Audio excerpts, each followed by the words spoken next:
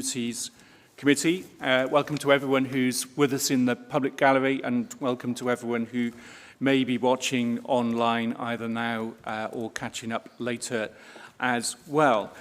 We'll do some introductions in a second, but I'll just do the usual safety announcement first.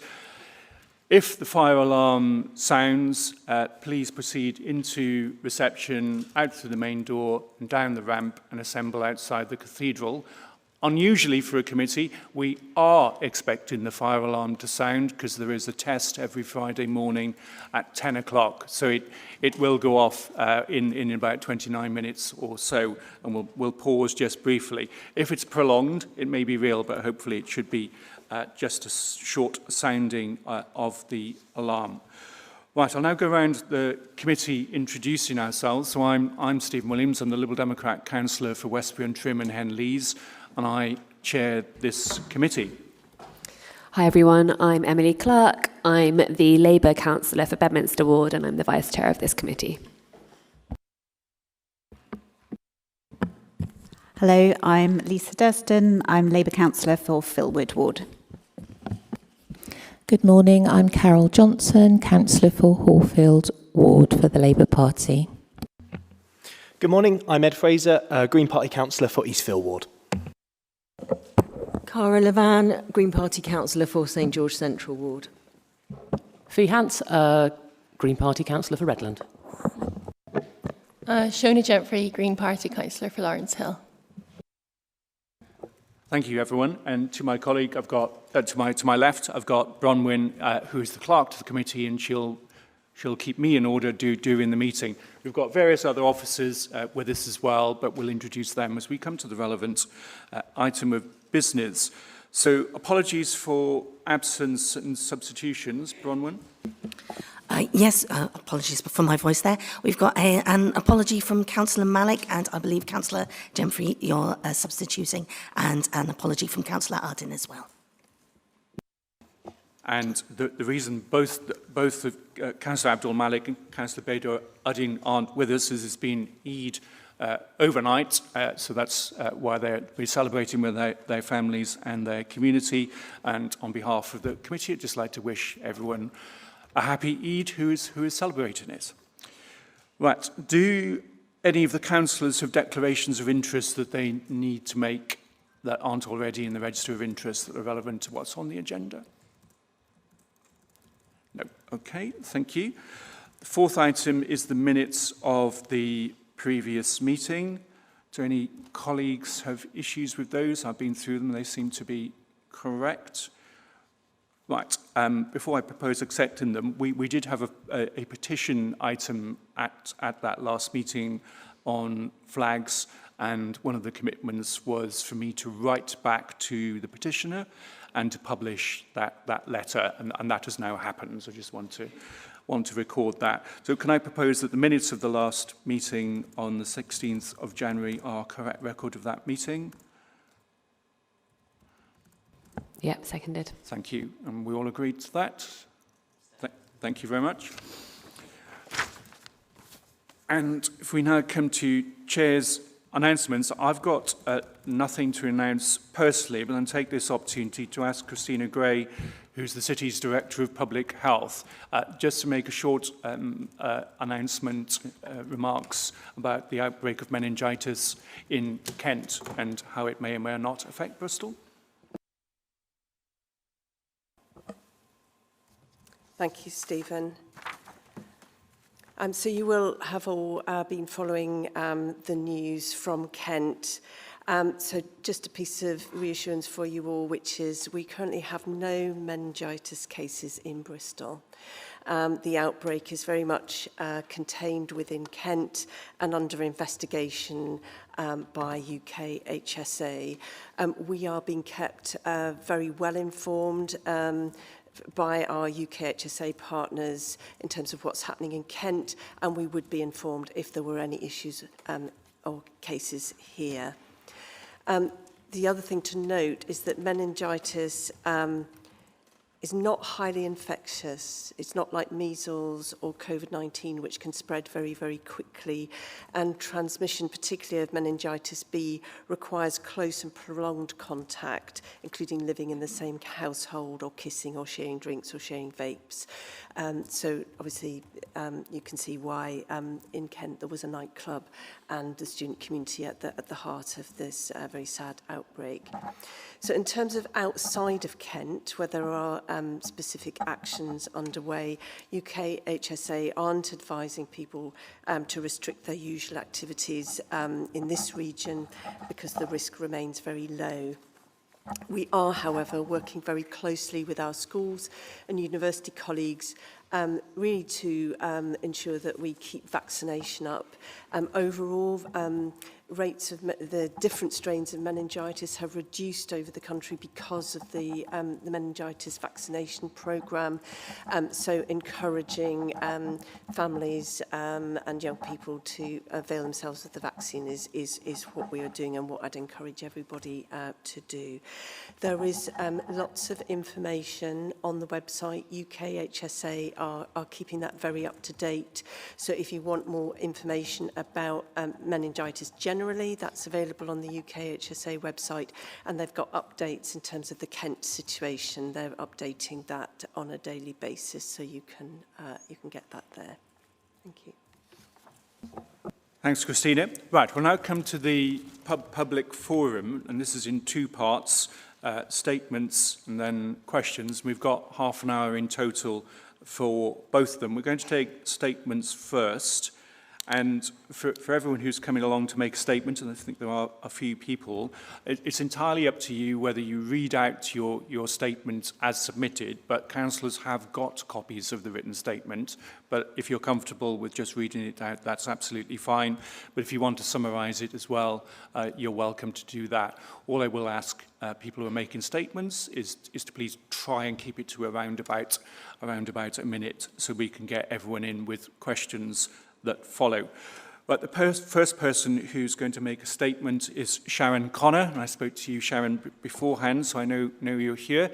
So when you've got the microphone, and you're going to make a statement about the Ask for Maisie campaign. So over to you, Sharon. Thank you, Chair.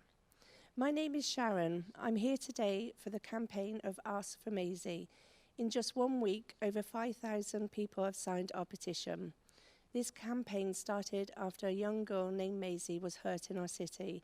She went into a shop because she was being followed by a group of teenagers. Because the shop had no safety plan, she ended up back outside. This is when she was attacked. Since we started this, several other families have reached out to us. They have shared their stories of their own, proving this is a city-wide problem. Already, businesses have stepped up to help us. The Royal Hotel in Weston-super-Mare and the Bar 501 Cafe in Staper Hill have both come on board. The training for the shops will be very minimal, but the impact could be life-saving. We want to build a safety network for all our children. Thank you.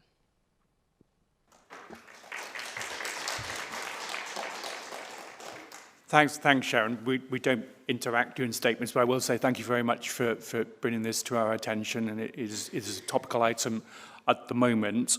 It's a very interesting idea, and our Keeping Communities Safe committee will have a look at this and see if we can take it forward. Thank you. The next person I've got who's indicated they're coming, and I can see he's here, is Councillor Al Maghrabi. And Al, you're going to make a statement about repairs to Oldbury Court Park paths due to flooding. So over to you, Al. Right, yeah, that's great. Thank you. I'd just like to highlight the flooding in Oldbury Court Park. That's been happening since 2018. So the path has been blocked and flooded, and that's stopped access for disabled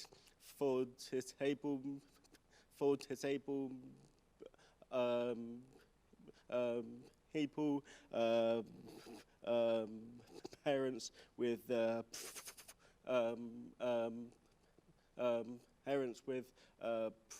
prams and people with mobility issues. So I would urge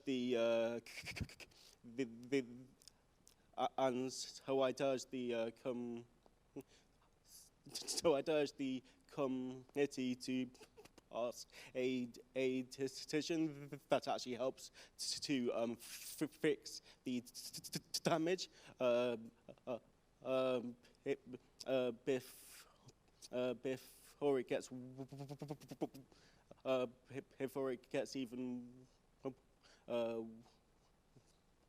before it gets even worse. There's in a petition started by Councillor Martin and the friend of Oldbury Court of Oldbury Court Park, and that has so far gained over 2,000 signatures, and it's just clear that it's a large issue in our community. So yeah, please find a way to fund the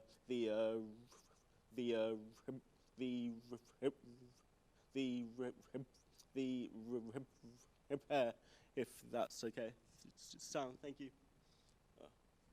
Thank you, Al. Thank you, Al. The next person I've got who's indicating to come and make a statement is Luke Sargent. Is Luke here? And Luke, your statement is on the park's business licences from a tourism perspective, and I know you've also got questions in about this. Yes, I think afterwards as well. With regards to keeping this to the 30-minute slot, I would like to retract my right to read the statement out at the meeting, and we'll go in with the questions later, but we can leave it on the public record. Great. That's okay. Thank you, Luke. That's helpful, and the question answers address what you were bringing up in the statements. That's really helpful of you to do that. And the final person I've got indicated who's coming to make her statement is Julia Turner. Is Julia here? And Julia, your statement is also about parks licensing fees. So over to you, Julia. Thank you. There are many other commercial offerings in Bristol's parks, not just dog walking services and fitness classes. A huge variety of things are going on, mostly very small, that have been completely overlooked and feel totally undervalued by your out-of-touch legislation. Most of these will no longer be able to offer classes because financially it's completely unviable. This will be a big loss for local communities. The council is out of touch with what people earn in parks. I don't know anyone earning over 25,000, which is what you've given a discount for under. So I think there should be more discrepancy there, more nuanced pricing there. And we're out in all weathers with no bandstands for shelter and often no safe, clean, functional toilets or changing facilities for babies. So the odds are against us. Your discovery phase has been inadequate. It seems to consist of sitting back and waiting to hear from people rather than actively finding out what is happening in our parks and green spaces. The way you collected feedback was inaccessible and non-inclusive. Prioritising the needs of dog owners over the needs of postnatal women and small children is discriminatory. I've asked several times why commercial dog walking businesses are being given special treatment and have received no clear answers. Could it be simply that they were the ones with the loudest voices during the discovery phase? Stephen Williams, you said that the licensing structure is not based on the social value of activities, but on creating a consistent and manageable approach to regulating commercial use of parks. Is this the right emphasis for Bristol? What was the initial problem that was trying to be solved? It seems that this was a money grab gone wrong, and I would be proud of a council that owned up to its failures and found a different way to do things. Bristol is a forward-thinking and creative city, and I know that we can do better than this. Thank you. Thank you, Julia.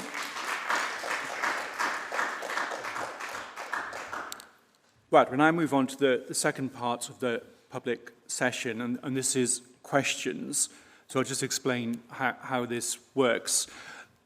Where people have submitted a question, a written answer has been provided to that question, and that is published, and everyone who's asked that question should have a copy of the answer. There is, if you're here, there is no need to read out the original question, because we've all got that. What there is an opportunity to do is to ask a follow-up question to the original question and the answer, and you can ask a maximum of 2 follow-up questions. So it doesn't matter whether you've submitted 1, 2, or 3 questions. In total, you can ask 2 supplementary follow-up questions. Right, the first person who I've got on the list submitting questions, I don't think is here, but I'm just checking. Is Clarissa Payne here? No. Second person, I can see he's not here, but is Councillor Rob Breyer from St George, but he's not here. The third person is Paula Smith, not here, and I can see she is here. The next one is Councillor Cara Levan, who has questions about Bristol Nights and the Bristol Drug and Alcohol Strategy. And Cara, even though you're a member of the committee, the same rules apply to you. You've got 2 supplementaries if you wish to use them. Thank you, Stephen. I think submitting this question was a kind of the end of a period of frustration at seeing that we had an issue coming in Bristol, but not feeling able to get any answers or any action on it. And what's going on here is, what are we doing enough to reassure the nighttime economy that Bristol City Council believes it's important and can show and demonstrate its importance? And obviously I know this is split between economy and skills and public health, so this is Public Health Committee, but my particular concern is, how are we going to demonstrate that we will continue the stop spiking and the harm reduction campaigns that are so important to the city, because it doesn't feel like we're doing a good enough job of the support. So, and are we sure we no longer need a nighttime economy advisor? And if we don't need one, then who's going to be the person that the nighttime economy knows they can turn to ask the questions and get the support from the council that they need? Thanks, Cara. I'm not going to comment on the post as such, because that is an HR issue, and I don't want to stray into that and possibly say the wrong thing. But on the issues, the work is definitely going to continue. We recognise that there's been a lot of successful work done in this area over the last number of years. In terms of consideration of the nighttime economy going forward, when all of the committees had a policy workshop in January, and this topic was one of the issues that came up, that members both from this committee and the Economy and Skills Committee and elsewhere in the Council wanted to have an in-depth look at, and it's a likely topic for what in council parlance is a task and finish group, but a working group study by councillors and officers, and that will be brought forward shortly. Prior to that, there is going to be a briefing jointly for members of this committee and the Economy and Skills Committee, where most of the responsibility for this work lies, and that's been prepared at the moment. You can ask a second one if you wish. My second question's about my question 9, about the drug and alcohol strategy. The drug and alcohol strategy comprised mostly open-ended questions. Is there going to be any possibility of seeing the responses that were fed, or has there been any collation, or what work has there been? Because when a consultation is so open and we're not actually given we're given an overall summary, but we're not actually able to see what the responses look like. I just raised questions about the direction of the strategy because, and specifically I'm interested in the way harm reduction has been reduced in the strategy, that there is no mention of the work that Bristol Knights in the strategy, that I know that several of the partners, I realise from, and I know from your answer, this is a multi-agency strategy approach, but I know that partners from the other agencies are also asking this question and have been asking this question in multiple meetings over a long time. So I don't feel reassured that this strategy has had the scrutiny that I would like to have seen it. So I'd just like some reassurances about that and maybe some input. Thank you. And just to forewarn, I'm going to ask Christina to answer the specific point of the responses during the consultation stage, but the strategy isn't a city council strategy, which is why it's not coming here. It's a partnership strategy held by the Bristol Combating Drugs Partnership, which is jointly chaired by the Director of Public Health and a superintendent from the police, and has lots of partners at the monthly meetings, which, Cara, you now attend as well, and I've attended for the last 2 years. The implementation of the strategy belongs with them. Approval, because it's a partnership strategy, lies with the Health and Wellbeing Board, which I also chair, and it was discussed at length by the Health and Wellbeing Board yesterday afternoon and was approved. So it is now adopted as the city's combating alcohol and other drugs strategy. And there is going to be another briefing. There was one in January for the committee, but another one is being arranged. And I'm sure Christina is always willing to answer questions. And there will be other occasions where we can discuss the public health aspects of drug and alcohol policy at this committee. But Christina, do you want to answer Cara's particular narrow point about access to the data of the responses during the consultation?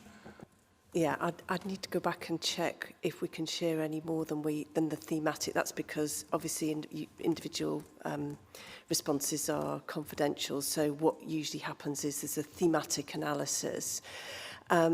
The other thing I'd say is that the strategy is a framework and it's the beginning, it's not the end.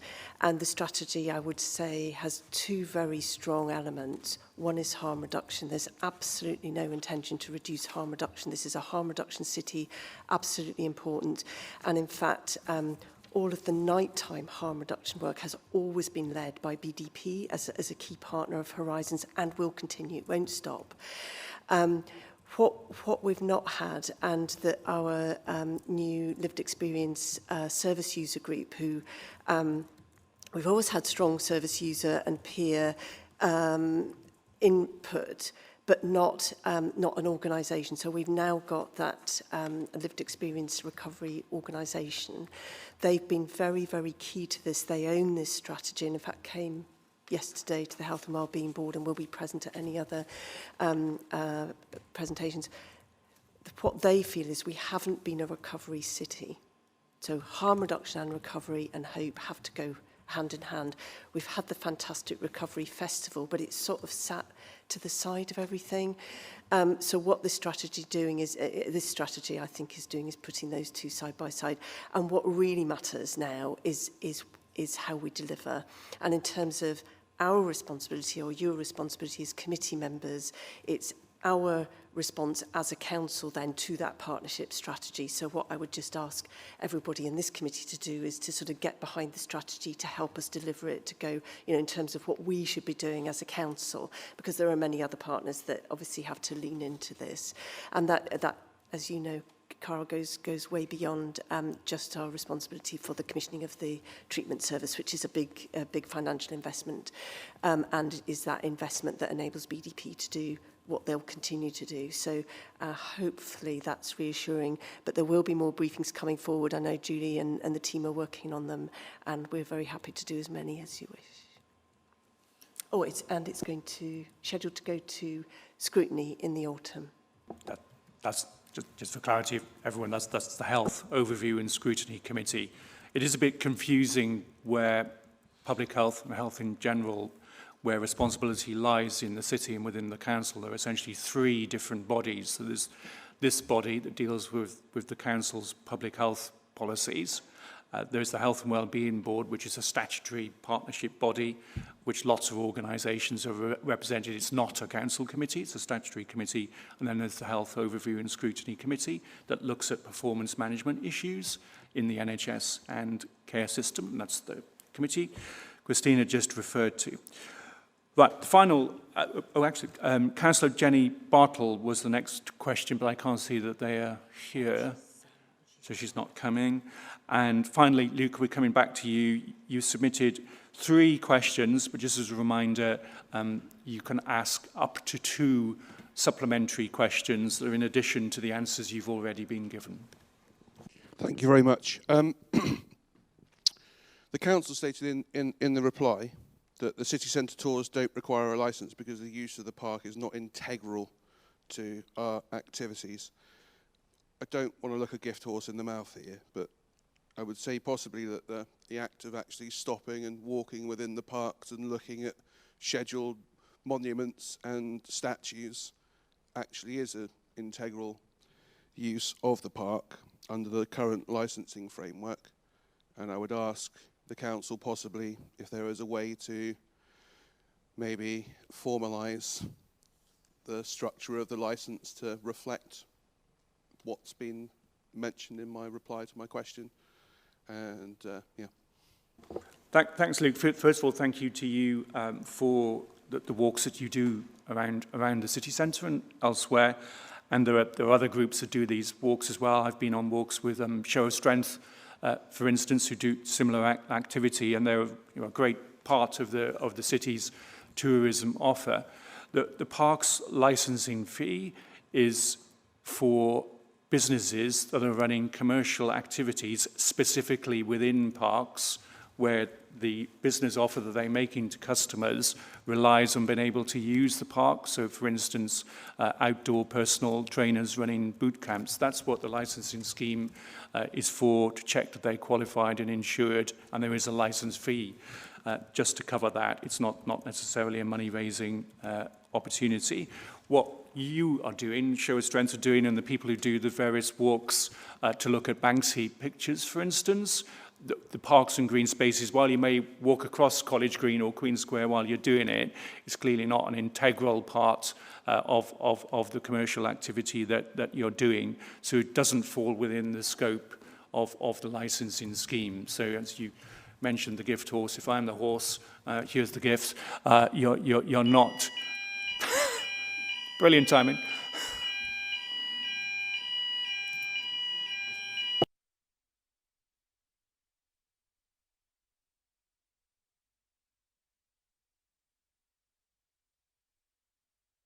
Yeah, so your commercial activities, while you may briefly traverse a park, the fact that people are walking through the park is not integral to what you do. So your activities and Show of Strength, Banksy tours and so on are definitely outside the scope of requiring a license. So I hope that gives you and your fellow walkers around tourism walkers and tourist guides around the city the reassurance that you need. Thanks very much. And so that ends the public access session. And we now move on to a different type of public access session. There is always an opportunity for members of the public to raise petitions, and if they cross a certain threshold of numbers of Bristol residents signing that petition, they can either come to the relevant policy committee or they can go to full council. And this one is coming to this committee because it involves a park and the River Frome, and it's about repairing the Oldbury Court Estate River Path. This petition was initiated by Councillor Louis Martin, one of the councillors for Frome Vale Ward. He is away today, but has asked a colleague, Kate Spreadbury, who is the chair of the Friends of Oldbury Court, to present the petition. The way this works is that shortly, Kate, just check first of all that Kate is here. Kate, you're here, good. Shortly, you can read out a statement in support of your petition. And then we follow the same procedure as if it were full council. So there is an opportunity for each of the 4 party political groups represented on the council to speak if they wish in response. And we follow the same order as if it were full council. So the Green Party councillor representative will speak first, then the Labour representative, and then I will speak as the Liberal Democrat, but also as chair of the committee. And we don't have a Conservative with us today, so those will be the 3 statements in response. So, Kate, if you're ready, then please speak to us. Thank you very much. So yes, I'm Kate Spreadbury, chair of the Oldbury Court Estate Friends of the Park. We worked with Councillor Martin on this petition on behalf of the local community. Do please note that the petition is about mending a small gap in the bank of the River Froome. It is not about repairs to the entire river path. I'll summarise the history of the petition and talk about what has happened in our community and to the path as a result of the floods in Oldbury Court over the last 4 months. The river path in this location has always flooded. The council has made repairs in the past. They don't last long, but they prevent the type of deep flood experienced this winter. Mindful of the vulnerability of this area, in late summer 2025, Friends of the Park worked to clear the bottom of the fence along the path so that river water could drain through. We also asked the council via park work if we could repair the gap, improve the channel that sends flood water back into the river, and raise the path a little with chippings. This request was denied on the basis that the council hoped to undertake works along the river, although they did not know when this would be possible, given that there was no funding at that time. By December, I started to get complaints about the impact of deeper and lasting flooding. People got trapped on the slippery mud, afraid to move.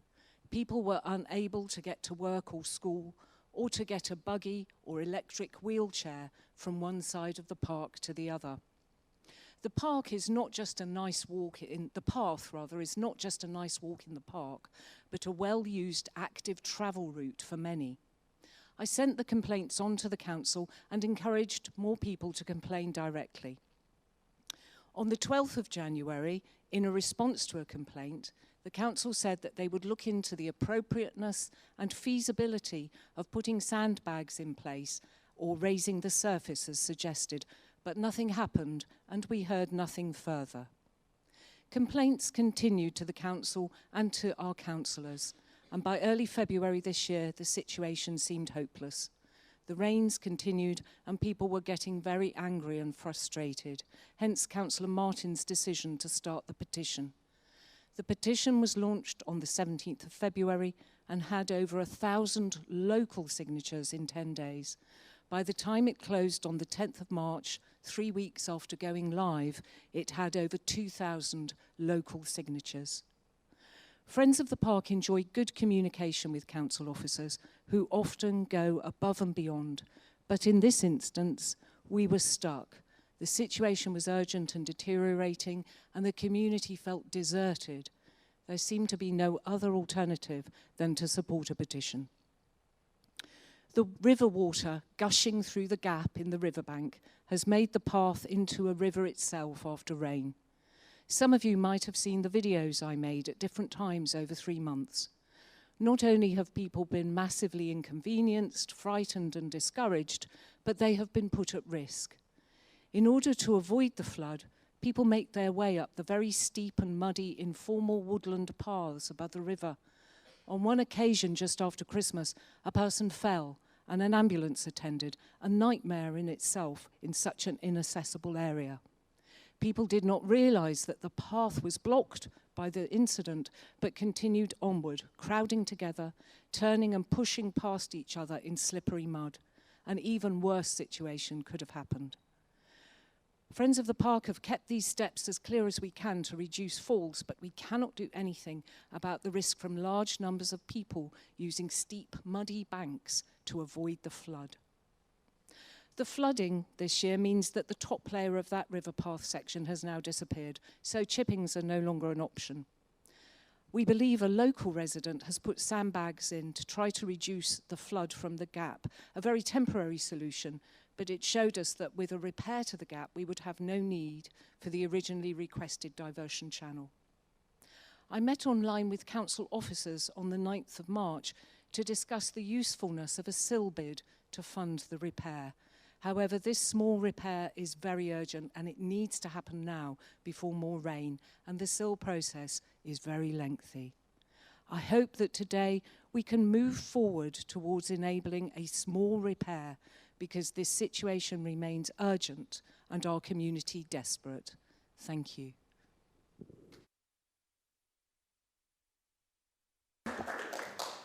Thank you very much, Kate. That was a really nice, clear explanation of the situation. Thank you for your involvement in the petition, and thanks to Councillor Martin, who may well be watching from afar, I think in a different time zone at the moment. Right, so we'll now just get some responses from committee members. I think, Councillor Fraser, you're speaking for the Green Group. Yes, thank you, Chair. And firstly, thank you, Kate, for presenting the item so eloquently and giving that really strong level of technical detail, but also the stories of local residents that have been impacted by the path. And thank you also to Councillor Al-Maghrabi for speaking so passionately. And if he's watching from, I won't say where, Councillor Martin, thank you so much. Where's the cameras over there? Councillor Martin, thank you so much for bringing in the petition. It's very valuable and I certainly support it myself. I wanted to speak because the River Froome runs through my ward, the neighbouring ward of Eastville, and I'm chair of the local area committee, which will be looking at sill bids later in the year. And the first thing to say is I agree, a local sill bid isn't going to be the solution for you because we can't approve funding for that until November. Bids are open until Monday for that, so a bid could go in, but clearly that's not going to do a whole lot for this situation right now, which is clearly urgent. And I think it's really important that, Kate, you highlighted that this isn't just a leisure or pastime route. For many, this is a commute to work, a commute to school, with prams going to places like Glenfrome Primary, quite a way down, and many other schools along the route and many other workplaces besides. It feels like this is a case of a stitch in time saves nine, and I'm a bit worried that we're beyond that first hypothetical stitch. It's very concerning to hear that it's come to local residents having to make guerrilla repairs by putting in sandbags themselves. That in itself creates, could create new safety issues because there isn't oversight. And so that's why I think it's really important that the council does set forward, even if it is with a short-term temporary solution. I'm not suggesting that this is the best way because it doesn't do a lot for people who need to use the path, but I'd like to know if temporary signage has been considered to provide warnings to people before they enter the path and enter some of these potentially, or some of these, they are dangerous situations, as has been proven by the ambulance visit. Of course, with all these things, we do need some indication of cost. I understand there will be lots of pressure on local and centralised sill bids. And that a long-term solution is going to be needed, and that might be in competition with lots of other projects which similarly are going to be to do with the safety along the river, along the Froome and along the Avon and the harbour side, so right across the city. And I think it's impossible to not talk about climate breakdown when we talk about this. These are issues that are going to be affecting riverbanks right across our region and beyond. As climate breakdown sets in, as we have longer, wetter winters, like as this winter was, I can't remember the last time it didn't rain before this week. It's a bit ironic it's not today. So more attention is going to be needed on these parts of the Froome in particular. These are not just leisure, as I said, these are not just leisure and pastime routes. These are not just routes for the odd dog walker. These are heavily used pathways for all kinds of reasons. So stronger mitigations are going to be needed, or we do risk losing a key connection permanently, or worse, someone facing a much more serious incident. So I really hope that there is some way something can be taken forward here. The challenge is always, the devil will always be in the funding, but I'm really grateful to the community and for Councillor Martin and to Kate for their advocacy on this issue, which I hope isn't needed to be repeated again and again for every wet winter we face, because that's probably most winters from here on in. Thanks, Ed. Right, we'll now come to speak from the Labour Group. I think, Emily, you're doing this. Yeah, thank you. I, again, would just echo a huge thanks to Louis for bringing this petition, and Kate for your work on it as well, and getting the issue the attention that it deserves. And I'd also like to thank Kate for the work you do as chair of the Friends of Oldbury Court group. I know from my ward that the Friends of Groups is so important and do so much work, and it's often doesn't get the credit that it deserves, so thank you for that. Oldbury Court, as I'm sure a lot of us know, is one of Bristol's destination parks, and it's a huge asset for Froome Vale and for the city, and I'd encourage everyone to go and visit it. But the near constant flooding of the river path is totally unacceptable, and now that the sun is out finally, the council does need to fix it before the rain starts again. We've heard from Kate and Louis that while it is a scenic path in a park, it's also a really important walking and cycling route for a lot of residents. And if a section of pavement or road were flooded, preventing access elsewhere in the city, that would be fixed. So I think you guys are right to expect the same for this path in the park. It shouldn't be treated any differently to roads when it's such a key path for people across the ward. And this is a health and safety issue that the council needs to address. I think one of the residents in the ward commented on Louis' post that I think this is something that you actually referred to, Kate, but as the area was flooded, people diverted up the valley side and walked along the upper pathway. It got really congested as a lady had injured herself using the diversion. This person commented that they're quite able, but they struggled to pass around them, and they were sat blocking the narrow pathway and couldn't stand up. The ambulance was called to assist the person as they couldn't walk, and family members could not assist, and that was all because they had to divert off the pathway. So we're clear this is a maintenance project. It should be funded from the capital programme.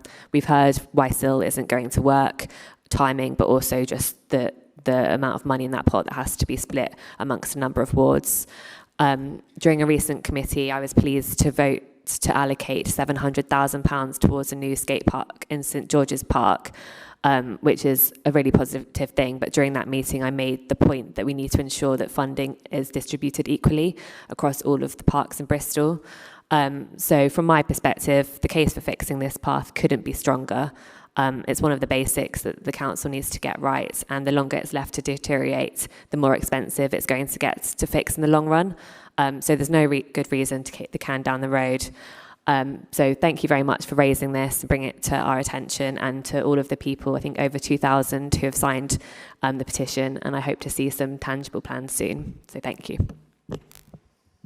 Thanks, Emily. I'd just like to echo what you said about Oldbury Court being one of the destination parks of the city, and I do lots of visits as the chair of this committee, and I did go to Oldbury Court last year. I think we possibly met at that point, actually, when we were going to look at the policy of the council for managing 30% of our parkland for the benefit of nature, and we went to the Bristol Rivers Trust to look at Oldbury Court and the Froome Valley, and looked at the community pond that was just starting to be dug at that time. So that's one of my memories of a visit last year.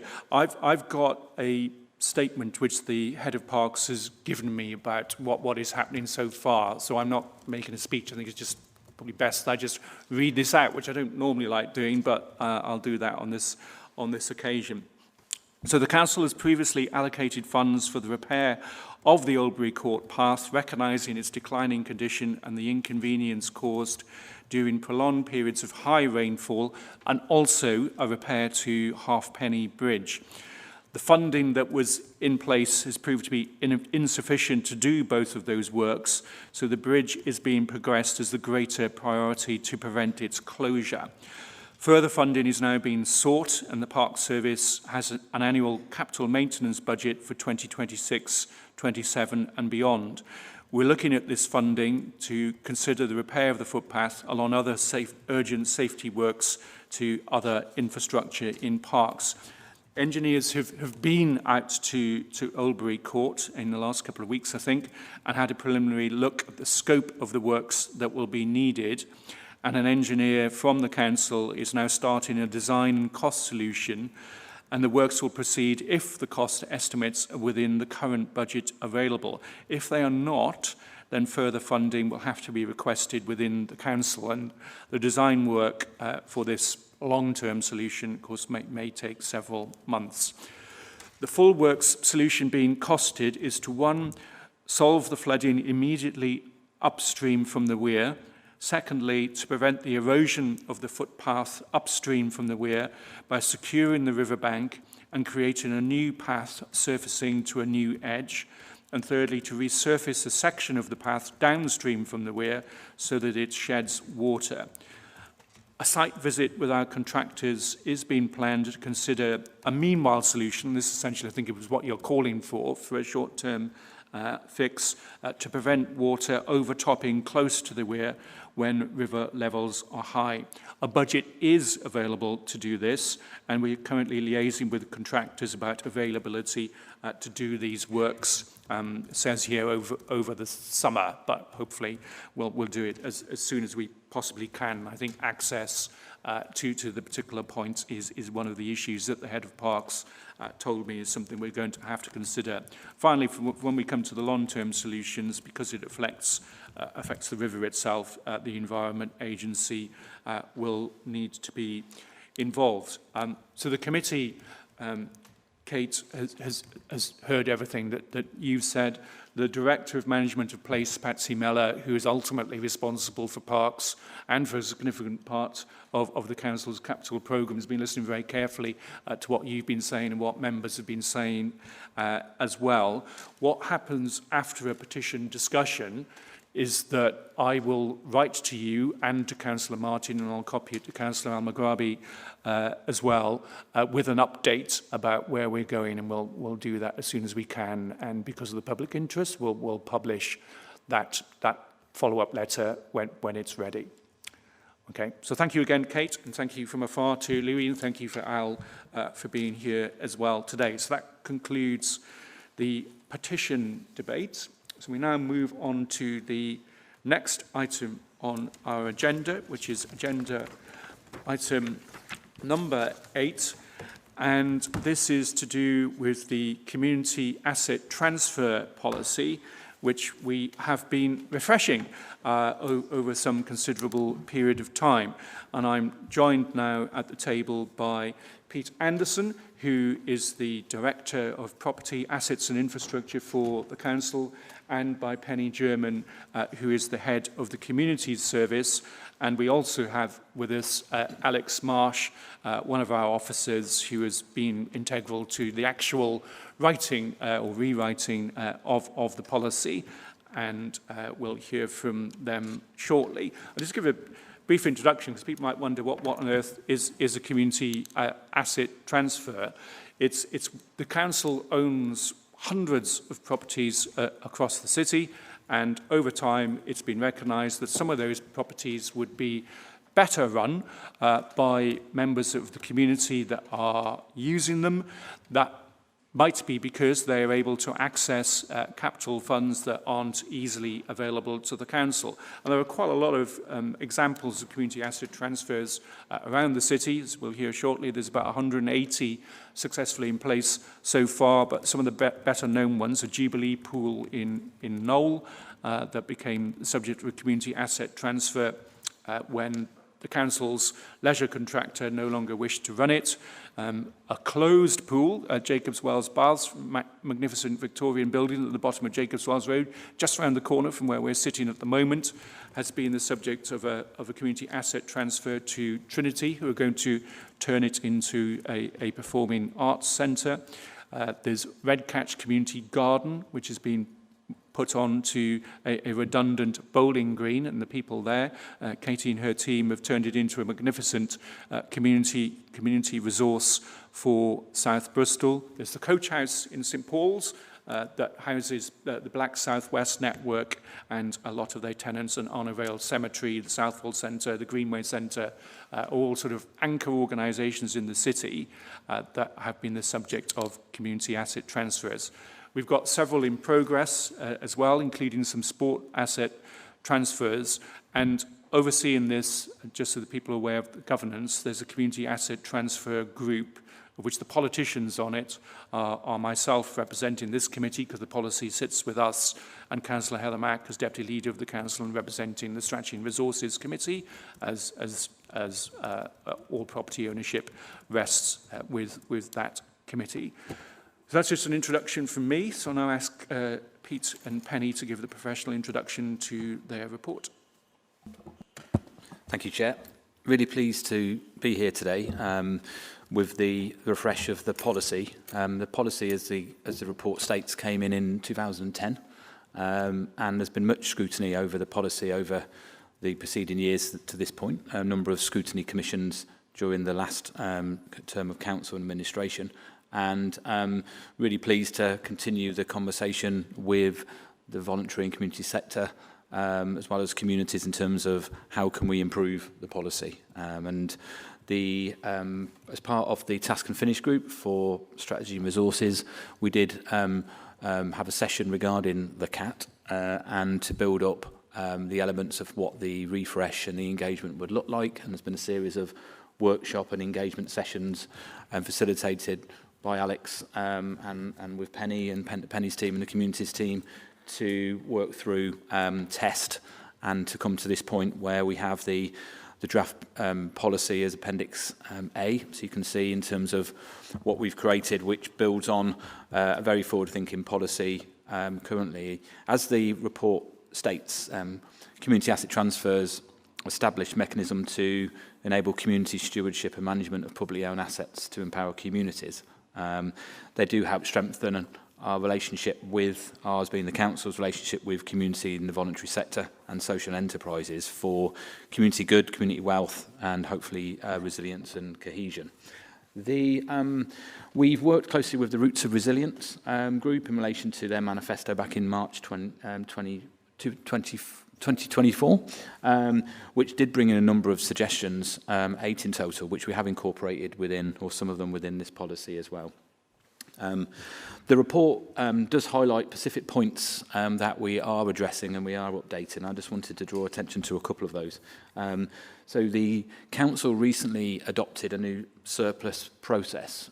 So our corporate landlord service within the division to which I lead, the property assets and infrastructure division, when an asset, i.e. building or land, comes and is declared as surplus, so it's returned to the service by another department, rather than going straight to disposal, we've entered into a process called the surplus process that does engage with ward councillors and interested groups and council departments about whether we are able to repurpose an asset. And that process is working really well, where we're able to provide the opportunity potentially for a CAT, but also to repurpose buildings that could generate revenue savings. A good example, recently we repurposed a disclosed surplus caretaker's home or caretaker's house for a 4-bed children's home property, saving £1.2 million of revenue a year. So we've got lots of examples that we're working to, particularly in this space around children and adults. The refresh policy also outlines broad factors that we're considering when determining rent levels. It's something that has been discussed at great length in relation to the rent levels that we apply, and each CAT is looked at individually to ensure that we can set a rent that is acceptable to ourselves, but also to the community group. We are proposing to extend the length of the CAT. Currently, it's that does require committee approval, so currently it's 35 years, but we're increasing that to 50 years, which hopefully demonstrates that we are listening and will hopefully improve the success and availability of funds that community groups can bid for to demonstrate that they've got security of tenure. We are working more close than we ever have, I think, with Penny and Penny's team in relation to the communities team to help monitor and support community groups that are working towards a new CAT, but also the support once the CAT has been approved. And 2 other points, we've introduced a concept of a trusted partner status, which will hopefully streamline the process of those community groups that we're already working with to hopefully lessen the load in relation to the application process if we hold information that we've been asking for anyway. And we also, looking at a reference to a CAT light. So in the context of a renewal of a CAT, rather than having to go through the whole process, we are looking at streamlining that process if we are comfortable and confident that the renewal process, based on information we've got, can go through, and we've got confidence that the conditions can be met. To Stephen's point, just quickly on cats. So currently approximately about 180, as you say, in the report says. We have currently 5 that have been recently approved and are in the process of completing. We have 10 that we are anticipating coming through, and we've got 8 in progress. So it's a very live and fluid process, and the cat group that Stephen, the chair, mentioned meets every 2 months. I'll hand back to the chair. Thanks, Pete. Penny, do you want to give us a flavour of how important community asset transfers are to the voluntary sector in Bristol and how we've engaged with them to get this policy as good as it can be?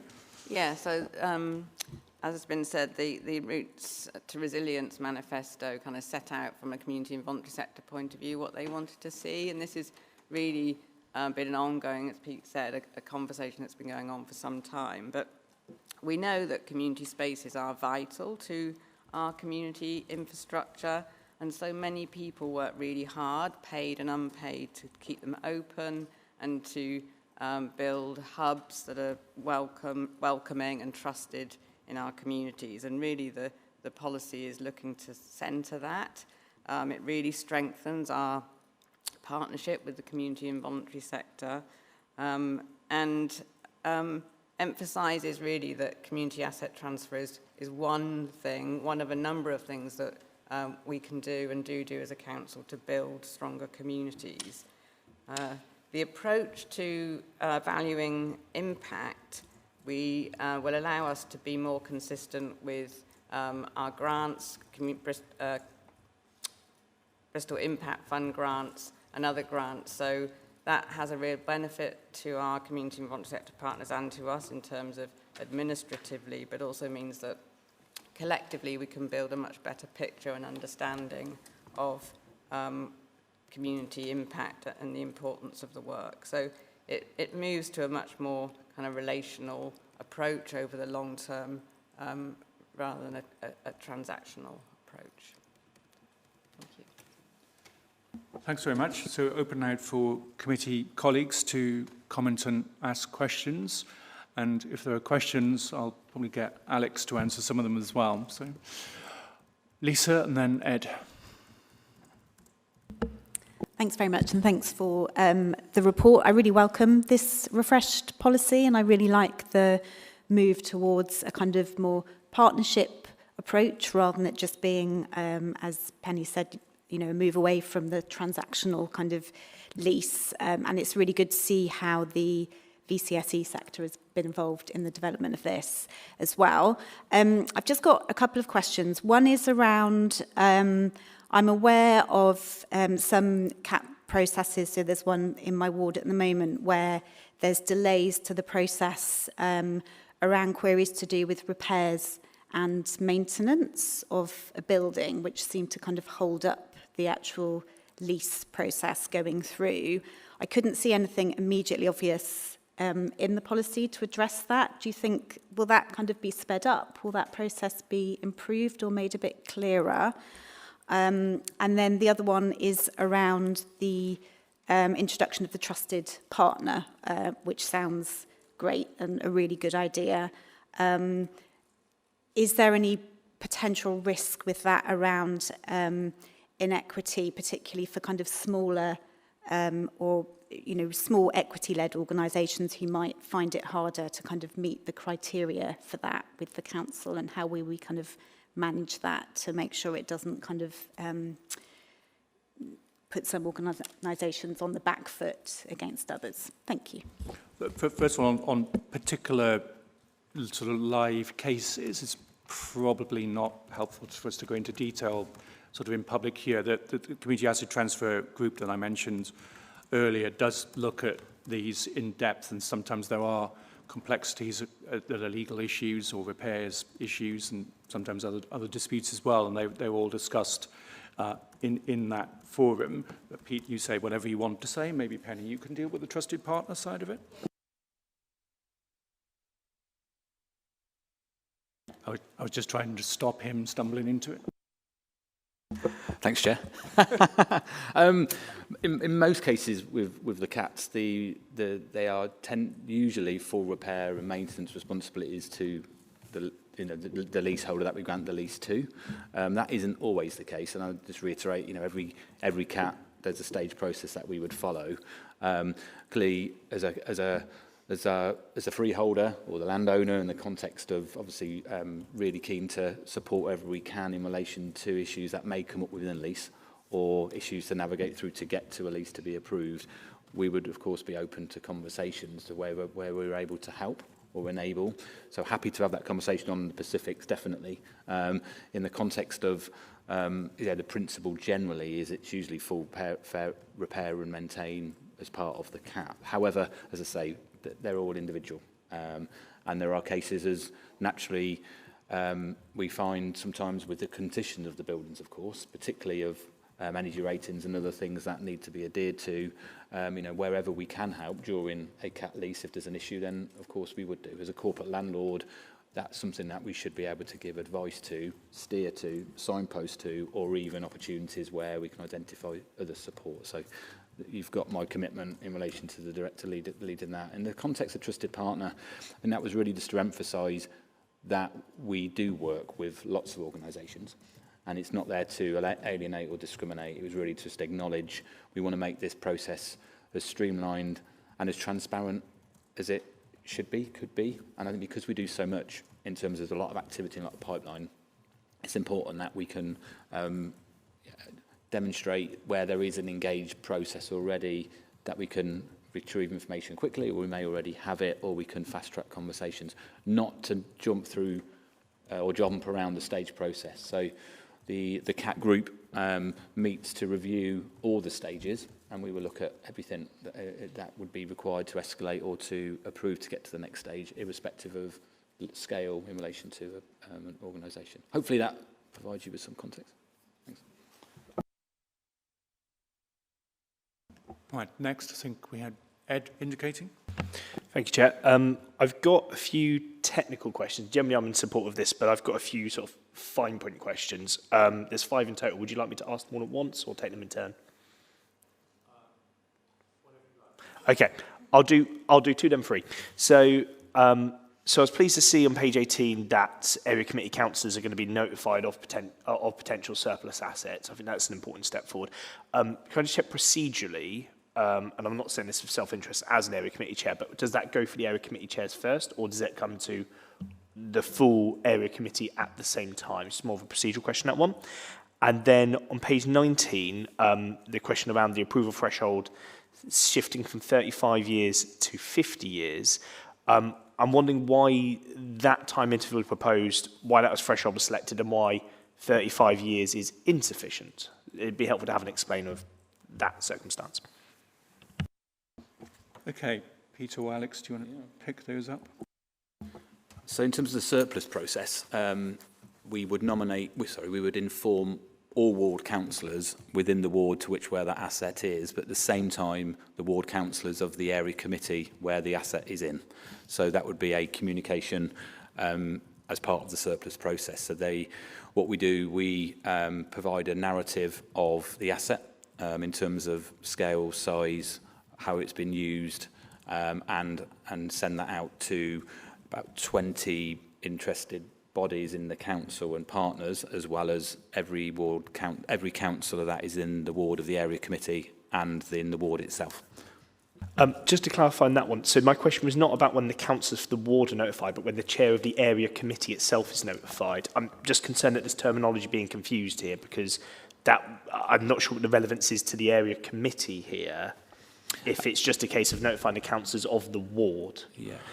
It doesn't specifically state that we would notify the area committee chair. As part of the constitution of an area committee, it does state that the area committee will be consulted / engaged with assets that are going through the surplus process. If there's a tweak that we can do, we can put that in. If we feel that's something we want to take away and ensure that the area committee chair specifically gets notified, then we can do that. That's not a problem.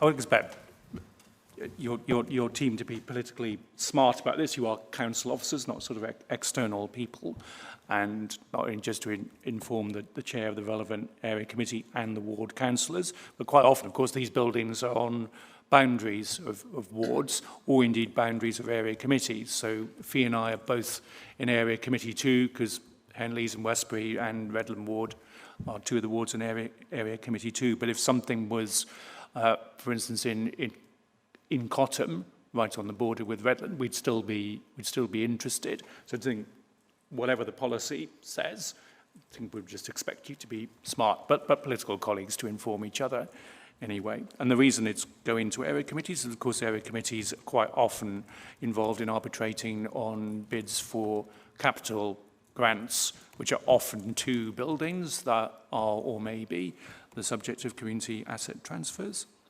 And your second question was about the length of the lease, isn't it? Which I think has a link to some of the people who own the buildings, because they're applying for capital grants from external grant bodies.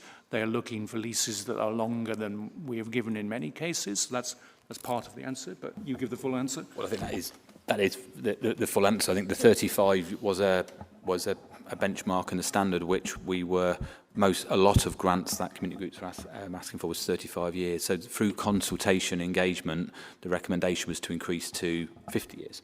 Alex, I don't know if you want to come in on anything else in relation to feedback from the workshops or the engagement around the 35 to the 50.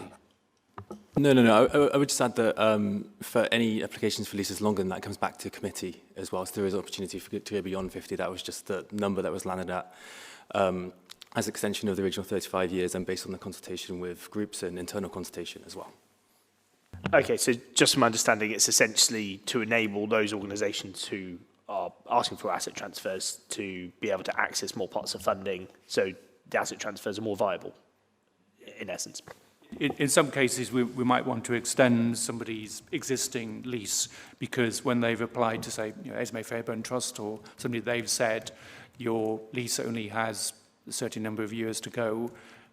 Our policy is not to give substantial capital grants to someone who's on a declining lease, and then we might vote to extend it. But if it's 50 years or beyond, it comes back here. Great, thank you. That sounds like a sensible proportionate measure then. So just on my other points here, these are more technical things in the report. So on page 27, I'd be interested to know what discretion there is over the standards that are put in section 7.1, particularly when it comes to the shorter terms of leases, those 7 years and under. My concern being is that the application of all of those criteria at once could, similar to the reasons for the adjustment on the approval threshold, could prove to be a bit of a catch-22 situation for some groups, where maybe they've got 80% of the elements in place, but they require the asset transfer to take place in order for the other 20% to come in place. And on page 28, I was just a bit concerned that the criteria put in place appeared to be incredibly risk averse, and so I just wondered whether I could get some assurance that those are attainable standards for the types of groups who are able to take on a community asset transfer. A final question I've got is refers to page 33 around the renewals via Cat Light. I'm not keen on the American spelling of light, but I'll get over that. So it says that trusted partners with strong performance in order to account can access Cat Light renewal with minimal documentation. So I'd like to know how many organisations would be positively impacted by this, i.e. only have to provide minimal documentation, and who those organisations are. Thank you. Right, quite a few page references there, which he was frantically looking through while he was saying them. So between Pete and Alex, hopefully you can cover those. The trusted partner status, in terms of, can you just remind me on that question again, sorry, on the trusted partner status? So trusted partners, that refers to the renewals via Cat Light. That's on page 33. Yeah. But the question was, sorry, can you just repeat it? So that particular, I tell you what, should we just take them one at a time so you don't have to record them all? So yeah, there's quite a few. Yeah, we'll start with that one and come back to the first two I asked. So I wanted to know how many organisations would be positively impacted, i.e. are going to be able to access Cat Light renewal with minimal documentation, say, in the next few years, and who those organisations are. So this is the definition that we want to bring through. At the moment, I couldn't tell you here exactly how many, in the context of working closely with Penny and the team in terms of working that through. We need to define what that list is. So we haven't listed them out. We're saying that we want to build this into the process. So at this point in time, Penny may have a view, but we haven't got a list of a trusted partner. We want to introduce this status, so we can come back to committee, or I can speak to you outside if that's okay. Okay, thank you. The reason why I raised that is I just want assurance that this isn't going to inadvertently become a means of avoiding appropriate scrutiny for those organisations involved. I'm sure there's no intention of that, but I just want to be sure that there aren't any unintended consequences of introducing such a process. Yeah, and reassure you that each cat is individual. So the process going into the cat group, we would look at that information going through, so we wouldn't be shortcutting or providing favourable terms to another organisation separate to somebody else. We would want to feel that our communities and our thriving third sector that we have in Bristol feel that if they are working through and they are trusted, then that's recognised. Okay, thank you. So I'll come back to the last two questions, and I promise I'll then give up the space. So on page 27, I wanted to know what discretion there was over the standards in 7.1, particularly with regard to shorter term leases.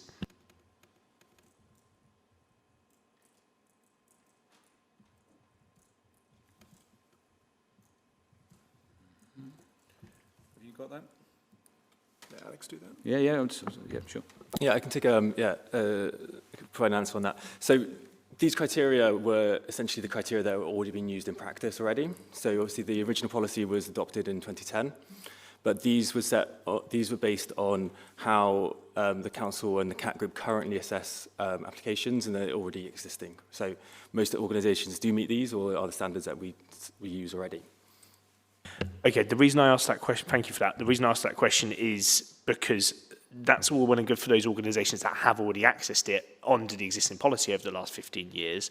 But for maybe some of those organisations that are maybe 80–90% of the way there, I'm concerned there could be one or two of these criteria that mean actually it becomes unattainable for them because that would create a bit of a chicken and egg problem. But that's okay. I don't expect that to be addressed right now.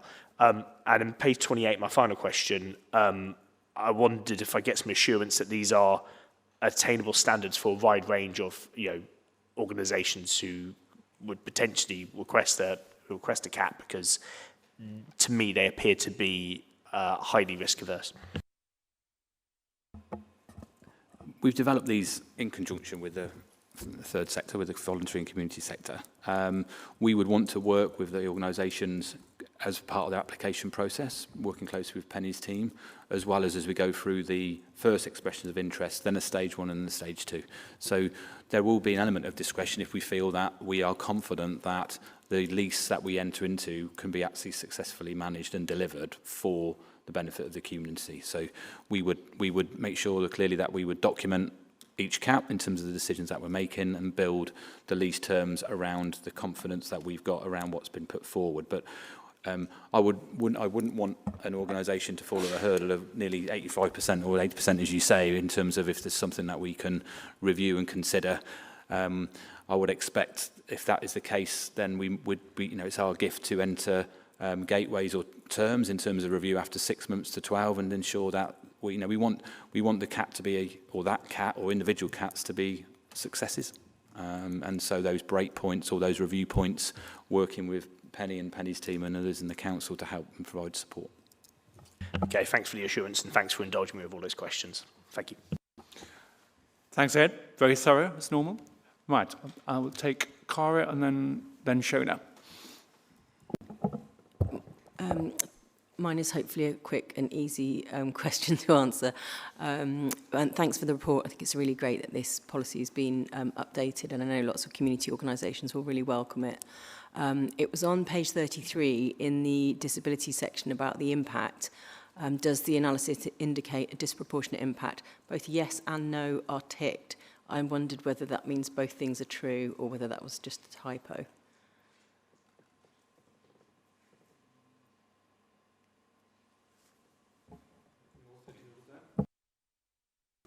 Yeah, I could do that one. It should just be yes that's ticked, so there's a positive impact for that group. Thank you. That was a nice, easy one. Shona. Thank you. Yeah, I've got a couple just clarifying questions. On page 32, it mentions that where applicable, five-yearly reviews of the service level agreement will be undertaken. And I just wanted clarity on what where applicable means. Does that mean any you know, any lease that's over 5 years, or is it like specific ones where we're concerned about how it's going to pan out?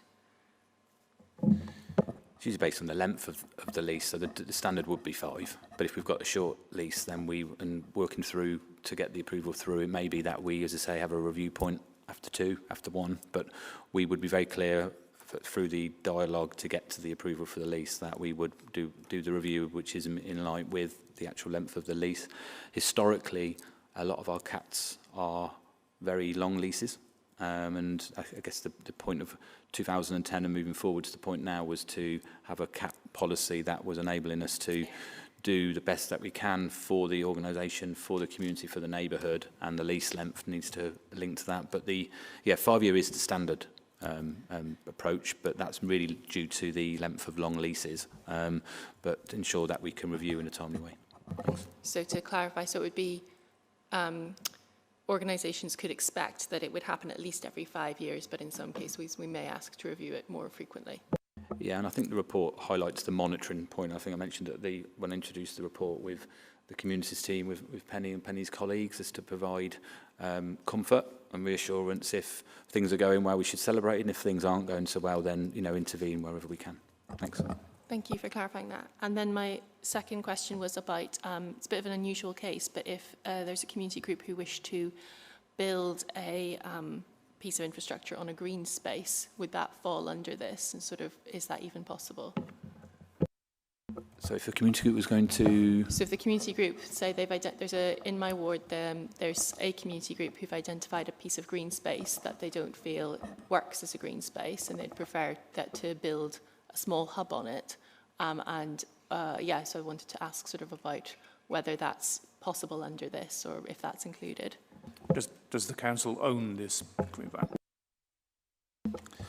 I'd like to think all things are possible, but in the context of planning, local plan and other, it could be covenants on the land. So we would need to ensure that we'd have a look at viability, of course, whether it's possible ownership, freehold, long leasehold. So, and obviously there'd be a planning requirement and looking at the use as well. So I would welcome a conversation. I wouldn't like to exclude.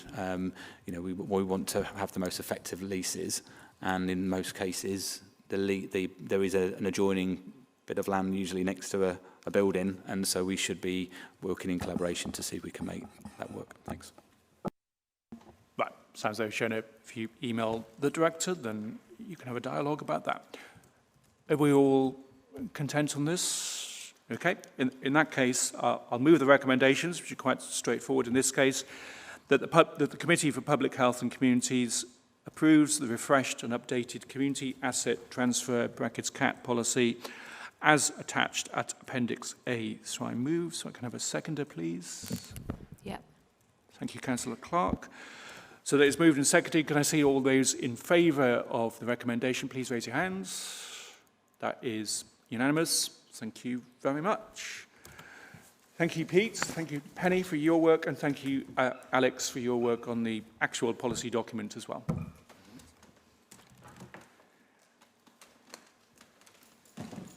So we'll have a change of officers at the table. Christina is coming back for this.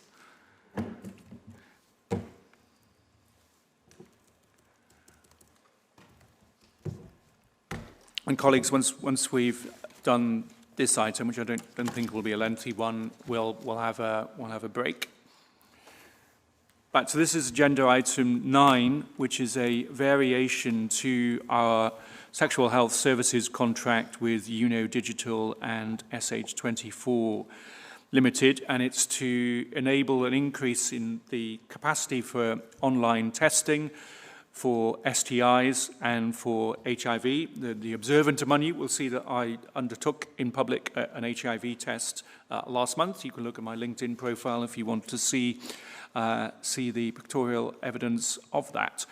There's been high demand for these tests, also for pre-exposure prophylaxis, usually called PrEP, in the LGBT community, to meet the high demand seen since the service was relaunched in April 2021. 5. But it'll also enable the rollout of a new nationally recommended drug, doxycycline post-exposure prophylaxis, DoxyPEP, for the prevention of syphilis. It'll also enable the SH24 service to consult directly with service users receiving a reactive but non-confirmatory result for blood-borne viruses such as HIV or hepatitis B or C, or when a safeguarding concern is raised.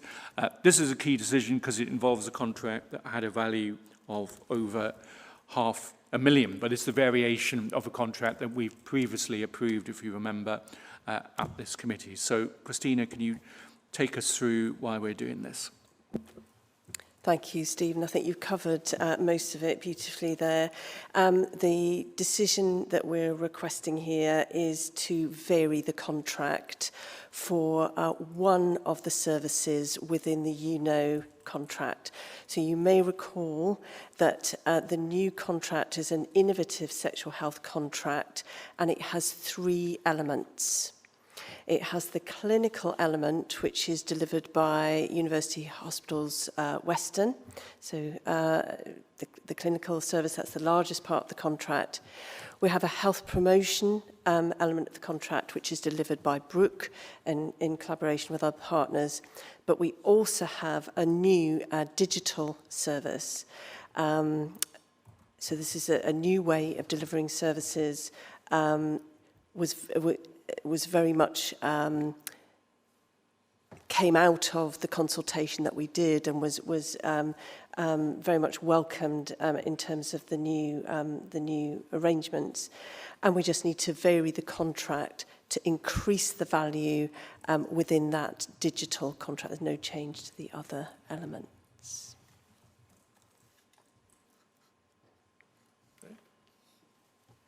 Okay, colleagues.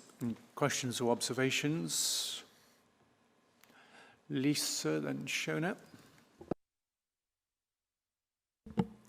Thanks very much. So in the report, it highlights the impact of demand exceeding the predicted levels, and that even if this kind of moves forward today, there still need to be some kind of level of cap. So how can we ensure that people from vulnerable groups within the city, so people experiencing homelessness, sex workers, digitally excluded people, how can we ensure that they're not inequitably affected by that? It does mention like a prioritisation strategy. How kind of far forward is that strategy?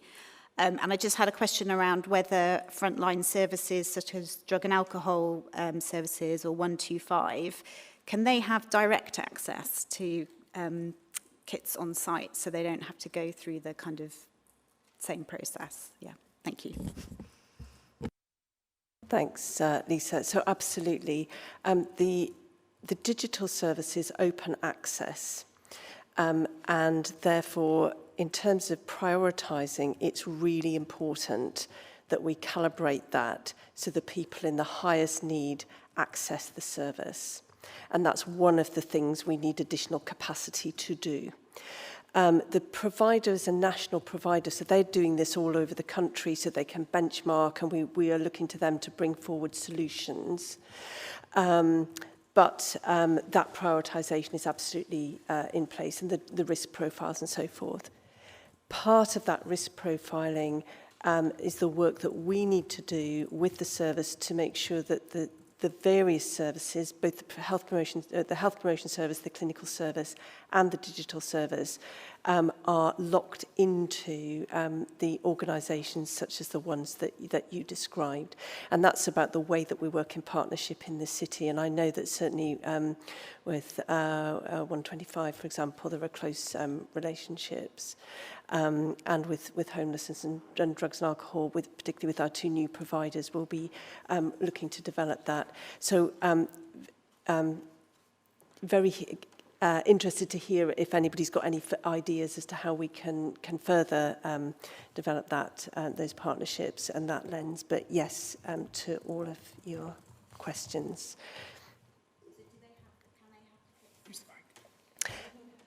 sorry, can they have the kits on site in some of those organisations? I don't know about that. Yeah.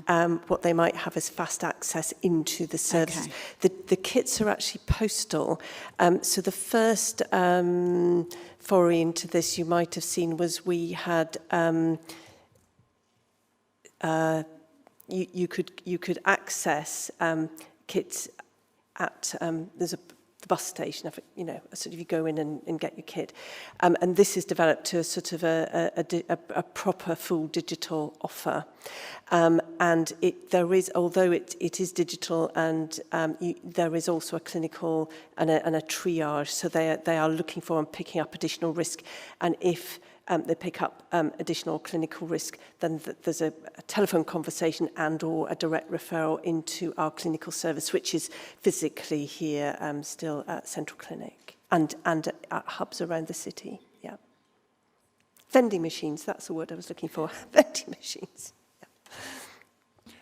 I wonder what you meant by bus station. Vending machines. They've taken them away now. Machine. They've taken them away now because they weren't so successful. So now we've got the full digital. But that was the sort of the first test of that. But basically, generally, people order them online Yeah. and they come in the post. You administer the test yourself, and then there are various ways you can get the results. That's basically what the service is. Shona.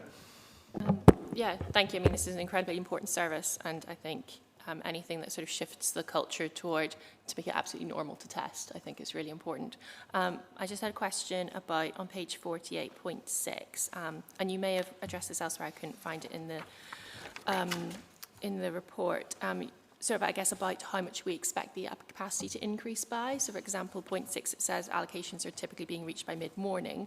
So, if with this new capacity, sort of how many more allocations do we think we're going to be able to take on, if you see what I mean? Yeah, thanks. That's what we'll need to be monitoring. Because it was a new service, Carol, this partly addresses that other point that I know that you were interested in. It was very difficult to anticipate what the demand would be. Prior to having this service, you had to walk into Central Clinic, or you had to, it was a very person-centred service. So, of course, making something easier means you've got a different type of demand, you're getting different sort of reach, and we have different issues to manage. For example, ensuring that those who most need those tests get them, and that we are addressing the kind of risk profiles. So we'll be monitoring that. We manage the contract for Bristol, North Somerset, South Gloucestershire and a small element of Baines. So we're the lead commissioner for all of those. Our primary interest is what happens in Bristol in terms of the additional Bristol pound that's going into this. It will only go into the Bristol clients, and the profile and the take-up is slightly different in the other authorities, so we'll be looking at that. Yeah. And I'm sure if you want a further briefing and to get more into this, Joe's sent her apologies today, but Joe and Phyllis would be very happy to come and do that with you. Cara. So, yeah, I'll ask the question as discussed. So it's not long since we recommissioned this service and it came to committee. So, and it seems like a large amount of money to be going additionally into that service quite soon afterwards. So can you explain a bit more about that? And also, it's coming, I see the source of the funds is the public health grant, but is that going to impact somewhere else? Thanks. I'll take the last bit first. No, it's not. Sexual health services are one of the core things that we must fund. So in our sort of 5-year forward profiling, we had always maintained this budget and factored in the additional pressures on it. So no, it's not been taken from somewhere else to do this. It's been well within our sights. In terms of the new service, we moved from a service that was all in the acute trust. It was all delivered by UHBW BRI, as it was, through the Central Clinic. And this is a very new model. So you will probably have been aware there was a lot of anxiety about moving to a digital service in the first place. Would it work? How would it work? Were we taking, resource out of the clinical service? So what we did was we have maintained sufficient resource in the clinical service. We didn't take as much as we perhaps thought or should have out of. We've maintained that stability. And in a city like Bristol, I think that's important because not only the volume, but the level of complexity that we have in terms of sexual health, we have to have a really good clinical face-to-face service. So we didn't quite know what the demand would be for the digital service, and it's been hugely successful, I would say, albeit we do need to, within that success, make sure that the right people are getting the tests. So we had to some degree anticipated that we may have to put more money in, and that is what's happening here, particularly for Bristol, and the other areas are looking at their demand and whether they would want to do that or felt they need to do that. But certainly we do for Bristol because of not just the volume but the complexity. Ed? Yeah, thank you very much for bringing this forward. I had a couple of questions. Firstly, just around the funding side of it. So I just wanted to clarify why it is we're being asked to approve the full, I think it's about £1.5 million for this, if we're expecting other local authorities to contribute around 35%. So I think we should be approving it regardless, because we still care about the sexual health of people in Weston-super-Mare and Stable Hill just as much as we care about the sexual health of people within the city limits. But I just wanted to check what the technical reasoning is for that, and when they will be, the other three authorities will be approving contributions, and if there's any realistic political risk that they might not. Yeah, thanks, Ed. In a way, this is a technical request. When we let contracts, the contract has a maximum value. So what we're asking for here is to increase the maximum value. We're not allocating a budget. We're increasing the value that we can go up to should we need. Yeah. Because we are the lead contractor for all authorities, we've got to get sufficient contract value for all should we need it. The majority of activity is Bristol, so the activity isn't equally spread across the three authorities. Bristol has by far not just a third. We have by far the highest activity, so we have a much bigger stake, which is why we're the lead contractor for the three. And finally, this is just for the digital element, so it doesn't impact Central Clinic or the outreach. That's a different element. That's not here. That's a different element of the contract. This is just the Yuno Digital bit of the contract. And in terms of what we will actually pay, it will depend on the activity within each area. So if South Gloucestershire needs or wants more activity, they will pay. We will recharge them, for we already do recharge them, and we will recharge them. But we need to have that overall contract extension to be able to do any of that. At the minute, we've got overperformance that we need to pay, and we can't pay because we haven't got this permission in place.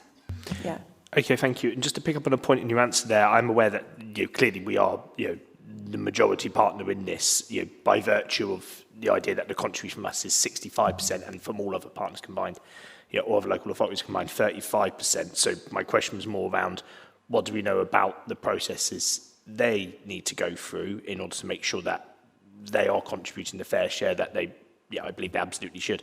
A separate question, you mentioned, so if this is related to, essentially this funding envelope is related specifically to the digital services, so how much of the uplift, if any, is related to the unit cost of demand for prep kits, things like that? Because the physical kits, I assume, are not part of that digital process, but the process for requesting those kits, the whole user journey that you go through is related to that. And how much of this uplift is related to things to do with, say, information security needs or hosting costs or those kinds of things? I do recall when we first discussed this contract back in, I think it was late 24, early 25, one of the key concerns raised at this committee was to do with information security, given the highly sensitive data that people are being asked to upload to this platform, essentially.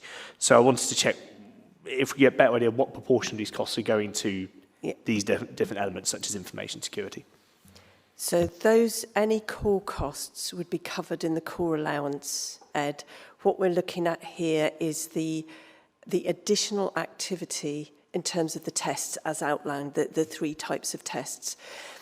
In a way, it's also a good news story in that tests are developing all the time, and we're being asked to test for different things. So, for example, the syphilis test, that's new.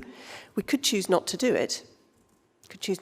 I would not advise not doing it, so I am advising that we extend the contract so that we can do that. We still need to manage the budget. It's an activity-based budget, and we need to do that by prioritisation. Yeah, so in terms of, you asked about the other authorities, we have an MOU with them, and we will recharge them for whatever additional activity they choose to pay for. If they decide, for example, so for instance, North Somerset doesn't have the level of activity that we do. Might be questions there about what perhaps they should have higher levels of activity. They don't have that level of activity, so they won't be buying additional. South Gloucestershire do, so they are likely to be wanting to buy additional. But we can, for Bristol, we absolutely do, so this is 65%. But we need to have the permission to vary the contract up to a value, or we'll be back here again, and we'll get into a procurement breach and other sorts of difficulties. So in a way, this is quite a technical paper rather than a substance paper, and it may be that we'll arrange for a briefing so you can get more into the questions, particularly the detail, if you want to look at the detail of the contract again, Ed. Okay, so the very last question I've got on that is, who makes that, at the three other authorities concerned, who makes that decision to effectively buy into this or not buy into this? Because I appreciate this is something we're going to have to do as a lead partner. I won't dispute that. But I would want to feel assured that that the other three authorities concerned are have some means of buying into this, or that it's clear where that decision is made and by whom. Absolutely. So all of this is core public health grant, and it is the duty and the responsibility of the Director of Public Health in each authority. Yep. So it's my fellow Directors of Public Health. And the decision has been to maintain this service as a larger service, coherent across a wider area because of economies of scale, the efficiencies that we get with that because of the way that populations move around. So that's the first decision that collectively we have made. The second decision that we have made is that because most of the activities in Bristol, because we're a hub, because we're the city, we will hold this big contract. Those directors of public health will choose to pay against their activity. So if they don't have additional activity, they won't have to pay and we wouldn't look to charge them. If they had additional activity, they can choose whether or not they wish to fund it. Yeah. If they don't fund it, it won't happen. Yeah. I mean, all of these finance questions are dealt with in paragraph 1 of the professional comments section, and there are approximations at the moment that Bristol's contribution to the 1.5 million that we're talking about in total of the contract value is expected to be 980,000 roughly, and the other authorities half a million. But they are approximations because we don't know how many people are going to come forward for tests. And I can just back up what Christina was saying, that I see wearing my other hat as chair of the Health and Wellbeing Board, that the three chairs of the Health and Wellbeing Boards and the three directors of public health that sit within Bristol, North Somerset and South Gloucestershire ICB talk to each other regularly. A slight complication here is that we have Baines in this who are not members of our ICB at the moment, but that's probably going to have to change to become coterminous with WECA at some point in the future. But as to their governance arrangements, of course, they are different to ours. They have a leader and cabinet system, so they wouldn't be doing this.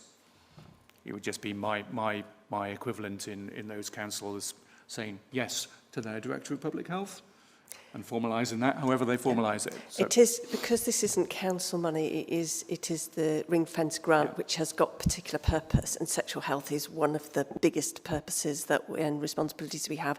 It is on the advice of the Director of Public Health how the grant is spent. So, yeah. So, touching on what Lisa was asking about earlier on, I mean, I think we all welcome the expansion of this, the more, not the more the merrier, but an expansion is, sorry, that's really inappropriate. But no, an expansion is a good thing because there's more availability. I mean, I've dealt with casework with people who've been unable to access this, and so hurrah. But we've all seen what's happened with GP clinics or GP practices and how hard it is to get a face-to-face appointment with a GP these days. And improved digitalisation is a good thing, but nonetheless, face-to-face contact has become more difficult. How confident can we be this won't have the same impact on face-to-face interactions within Central Clinic or the other places that are on offer in Bristol? Because I could imagine that might be a concern for people who still, for whatever reason, wish to see someone face-to-face. Absolutely. And what this does is that the people who, there are many, many people who prefer digital. Yeah. And what this does is it enables them to have fast access to service without having to go to physical place, or, you know, and that then frees up our very valuable clinical time for those who really want it. So the face-to-face is still there, and in a way is protected. Yeah. I think, based on what you're saying, it'd be really interesting to get a report back in the future on just how all this has panned out. 'Cause we are in new territory, aren't we? Yeah. So there is a report coming back at some point. Isn't there some kind of monitoring feedback, or? Yeah. So I look forward to that. Yeah, I think that would be useful. So where, as Cara asked, we've quite quickly on the back of approving the initial contract, approving an extension within the budget envelope. I think it would be interesting to come back at some point, maybe in a couple of committees' time, with a sort of data analysis of how many tests for particular things have been issued and what the public health benefit of that has been. So, yeah, absolutely. A performance report against the three elements of the contract, sorry, would be really, I'm sure, welcomed. Right. Oh. Yeah, I put my hand up 3 times actually, but I won't hold it against you, so fine. But just going back to something that Shona raised earlier on about point 6, where it says currently allocations are typically being reached by mid-morning. I just wondered if you could help us to understand in terms of numbers or percentages how big a deficit we're talking about. I'm sorry, I don't have that amount of detail here. We can get that for you, Carol, I'm sure. So sorry, if Jo was here, I'm sure she'd have that at her fingertips. It just would be good for us to understand what we're actually looking at, because if it's resulting in complaints, it's kind of suggesting, and also the time of day, that it's quite high. So it would be really good for us to understand that. Yeah, thanks. The beauty of the digital services, we've got very good data on what comes in and where it goes and how it's managed. And when the cap is reached, there's still a triage. So anybody that's in the risk groups or has a high need would automatically go through to the clinical service. So one of the pieces of work that we really need to do with this, and we need to do with the other authorities, is to really understand the level of need in the presentations and how we make sure that we bring the higher risk or the vulnerable cohorts through and we don't miss anybody. We are double checking things all the way through with this to make sure that we don't miss people. And we haven't had a huge number of complaints, it has to be said. Some of the complaints are about the same. We had multiple complaints perhaps about the same situation. But those are looked at and lessons learned and so forth. So, yeah. Thank you. Final check. We all okay to move on? Right, in that case, I will move the recommendations, which are longer than the last one, and they are that the Committee for Public Health and Communities, 1, authorises the Director of Public Health, in consultation with the Executive Director of Adults and Communities and with the Chair of the Public Health and Communities Committee, me, to vary the Yuno Digital contract held with SH24 Ltd in line with the maximum budget envelope outlined in this report. And secondly, authorises the Director of Public Health, in consultation with the Executive Director of Adults and Communities and the Chair of the Public Health and Communities Committee to invoke any subsequent extensions or variations to this contract, including increases to the financial envelope. So can I have a seconder, please? Seconded, thanks. Thank you, Councillor Clark. And can all those in favour of the recommendations please indicate? Right, just for the record, that is unanimous. So thank you very much. Right, colleagues, I think we need a comfort break and late 11s. So can we come back by 11:30, please?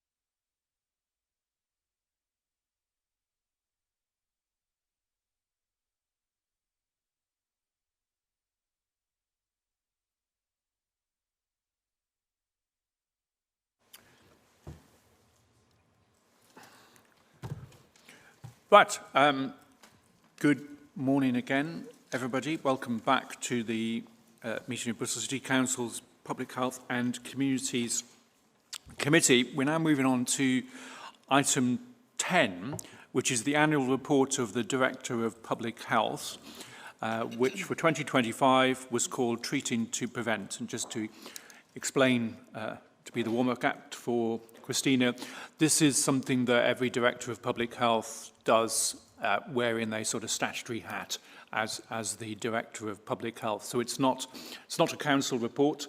It's a report where Christina can choose the topic herself, as do other Directors of Public Health around the country, and writes up a piece of research for us. But as we did last year with the nighttime economy report, I think it is really useful that they're not just published for people to read if they wish. I think it's a good opportunity for us as the Public Health Committee to discuss them. And this one is entitled Treating to Prevent. Of course, prevention is at the heart of this committee's work, but it's also embedded into the council's corporate strategy as well. We are, just to remind you, we are one council, one city made up of many communities with prevention at the heart of everything we do. And both on the officer side, on the political side, we are absolutely determined to get prevention embedded in the council's corporate plan, and it features in the wider One City plan as well. So this is going to bring an element of prevention to life. And I will confess something, that until I read this report, while I've been pretty well versed in prevention for a long period of time, I hadn't appreciated before the stratification of prevention into primary, secondary and tertiary. And Christina's report is mainly about secondary prevention. But perhaps, Christina, you can open up by just explaining that stratification of for everyone's benefit and for those who are listening, of the difference in between primary prevention, which I think is the societal aspects of prevention, what we call in rather ugly language the wider determinants of health, what Beveridge called the 5 giants, and then what secondary prevention is and what tertiary prevention is, and then introduce your report as well. Thank you. So these are just ways of thinking about preventative activity, because you've always got to think about what you are preventing. And generally the term primary or primordial prevention is about creating the conditions that keep people well. And that's what local authorities are best at. It's why public health was moved into local authorities, because all the levers that we have right across the city that create the conditions that keep people well. This year, I particularly wanted to focus, or take a moment to focus on what is sometimes called secondary prevention. And that's the preventative activity that can take place once a disease or an illness is identified. And that can be very early on, or it can be later in the progression of the disease. And there are lots of opportunities at those points to sometimes even reverse conditions like diabetes, or prevent the progression of illness. And the audience for this report is primarily our health and care colleagues at the point that we are looking to deliver the 10-year plan with the shifts from hospital to community and treatment to prevention. So we're speaking into that space, and I've had some lovely responses back from colleagues across the health and care system who found it very useful. So the report itself takes an evidence-based approach and pulls out the fact that there are 3 types of conditions that really drive inequality and drive disease: the cardiovascular diseases, the respiratory diseases, and I've just forgotten what the third one is. But those big areas often have the same preventative requirements, and you can see it coming through health inequality and the years of poor health that people live in.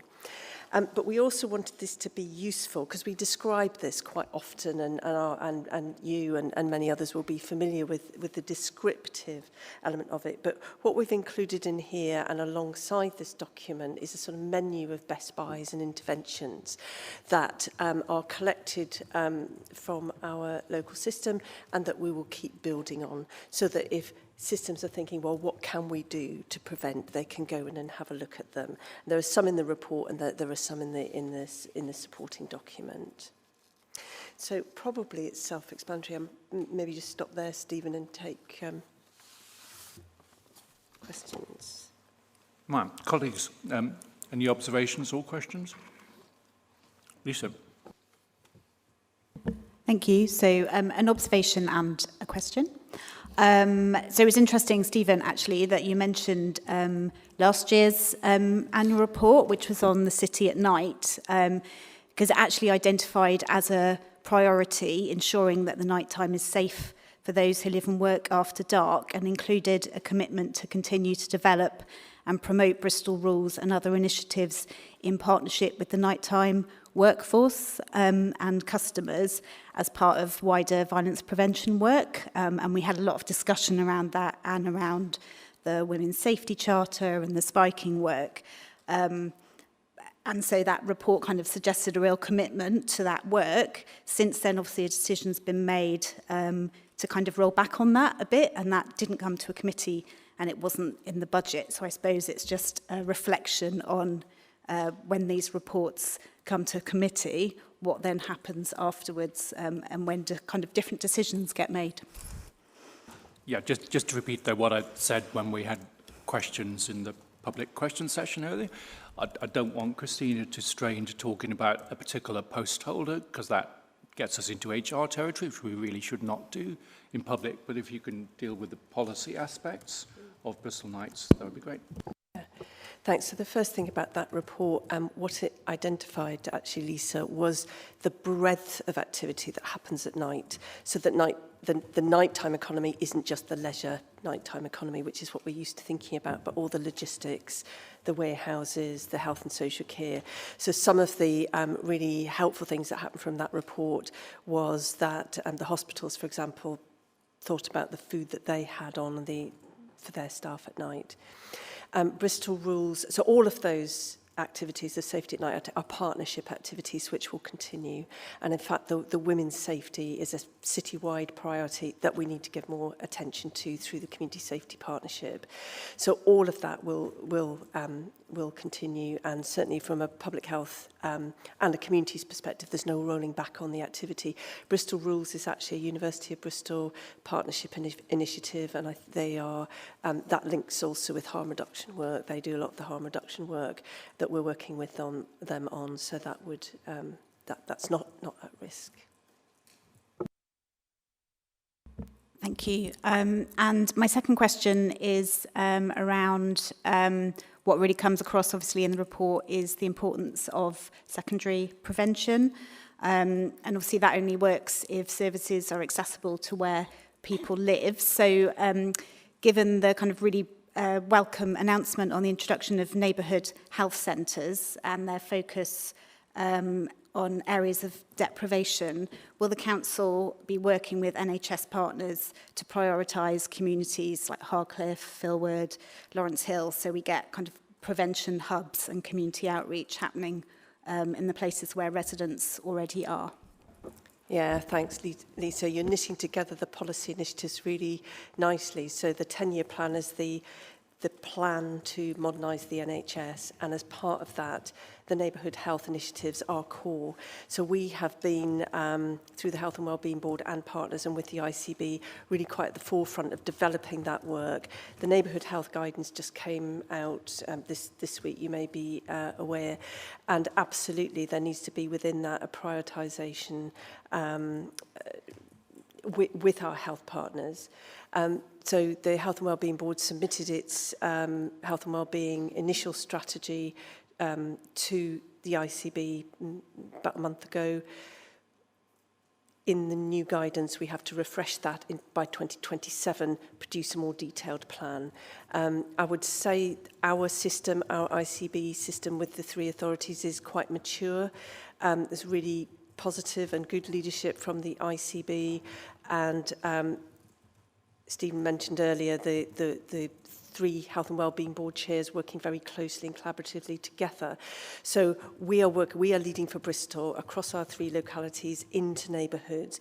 The next question in terms of neighbourhood health is what does that look like? Are we talking about natural neighbourhoods? Are we talking about primary care networks? Possibly some and all of those. And the guidance is quite permissive, actually, and gives a lot of autonomy to local areas to design that. So that's exactly what this is speaking to, because in order to do the shift from hospital to community, our hospitals, 28,000 staff in our hospital group, the 2 hospital groups, they need some ideas as to how what they can do around prevention that is practical and that links to the community delivery. So we're hoping that this is quite a practical way of giving them a menu of interventions and developing, so as they develop ideas and that are successful, we can include those in the menu of interventions. So we're sort of building a movement to support the national policy, around which certainly in Bristol there's a huge appetite for that targeted neighbourhood health. Yeah. Yes, and as you mentioned, the Health and Wellbeing Board and the Integrated Care Partnership have done a lot of work on this, on a localities-based approach that the government has now asked us to do, but we were doing a lot of it anyway, and we have submitted our Bristol Neighbourhood Health Plan, but there's also a specific focus on South Bristol amongst the, 42 pilots around the country. So we've got a plan in for South Bristol. Lisa, you mentioned Harcliffe. So I suppose it's relevant to mention the government's announcement of the 20 million over 10 years for Harcliffe Pride, I've got to get this right, Pride in place, as opposed to the business initiative, which is Pride off place. So we've got PIP and POP as officers now refer to them to me. So I think that's a real opportunity for that focus on Harcliffe, if it's going to be meaningful over the long term, to look at all the interconnected issues that we know exist, whether it's educational outcomes, health outcomes, domestic violence, and so on, all the things that people have talked about for a long time, for as long as I can remember being in office in Bristol. I think this is a real opportunity for the whole city, all of the city partners, not just the city council, to actually get a grip on this and see if we can make a transformational difference in Harcliffe and with spillover benefit into wards such as your own as well. Carol. Christina, I didn't know if you had anything else to say, so I don't want to preempt, just about addressing the inequalities, some of the inequalities. I don't know if you were going to say anything more about that, but then I'll respond to that if you are. Thanks. Hopefully it's clear in the report, Carol, that inequalities is absolutely writ through all of this. If you look at any of the data, so data in people tending any disease pathways, not accessing care, over-accessing other parts of the care, it's very, very clear. And that will be the new integrated care boards. They will have more of a duty and responsibility to be strategic commissioners and to look at population health. So they will be working very closely with directors of public health in each of the local authorities to make sure that that comes through and is seen. In our integrated care board, we have a strategic health inequality and prevention partnership, and that up until now has been chaired by the chair of the ICB board and the chief medical officer, and supported by the director of public health and their teams. That, I think, will continue in the new system.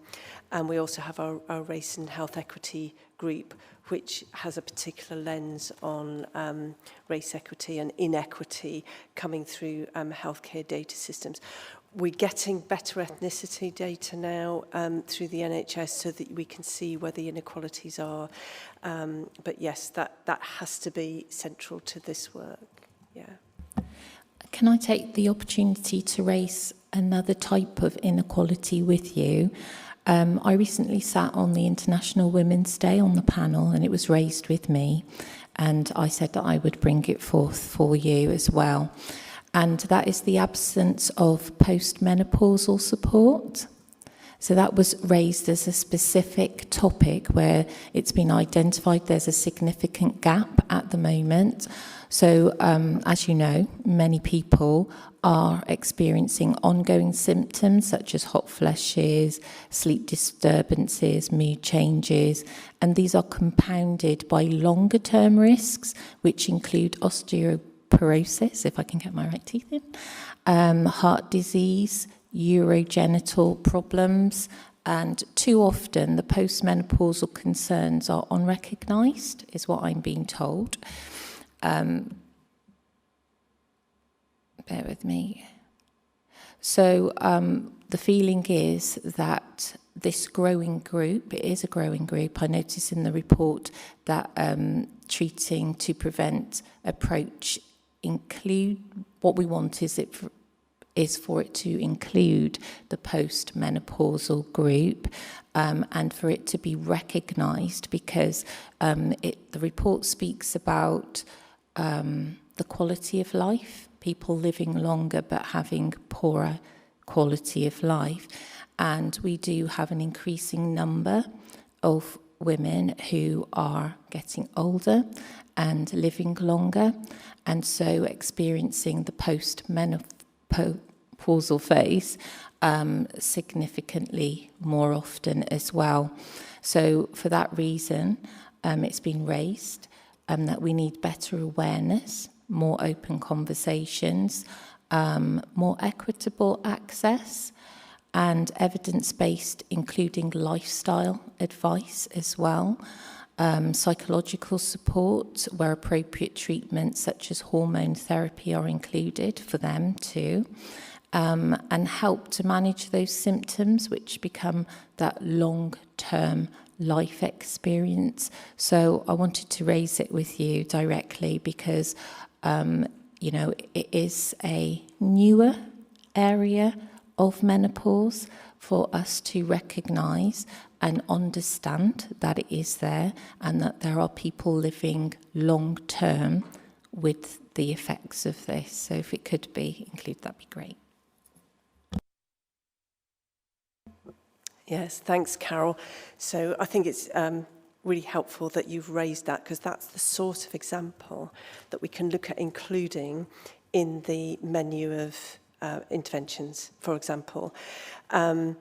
We would need to do the evidence review and so forth and make sure that we've got it, but we can certainly look at doing that. So that's exactly what we hoped would happen with this. We've picked out some of the obvious ones, but there are many, many. And I think with prevention, it is about that. It's about really everybody thinking about what could we be doing earlier that could be beneficial. So if you could just make a note for me to, I'll ask Edwin, who helped with this report, and Nia, if they can look at that and work with clinicians to put something in.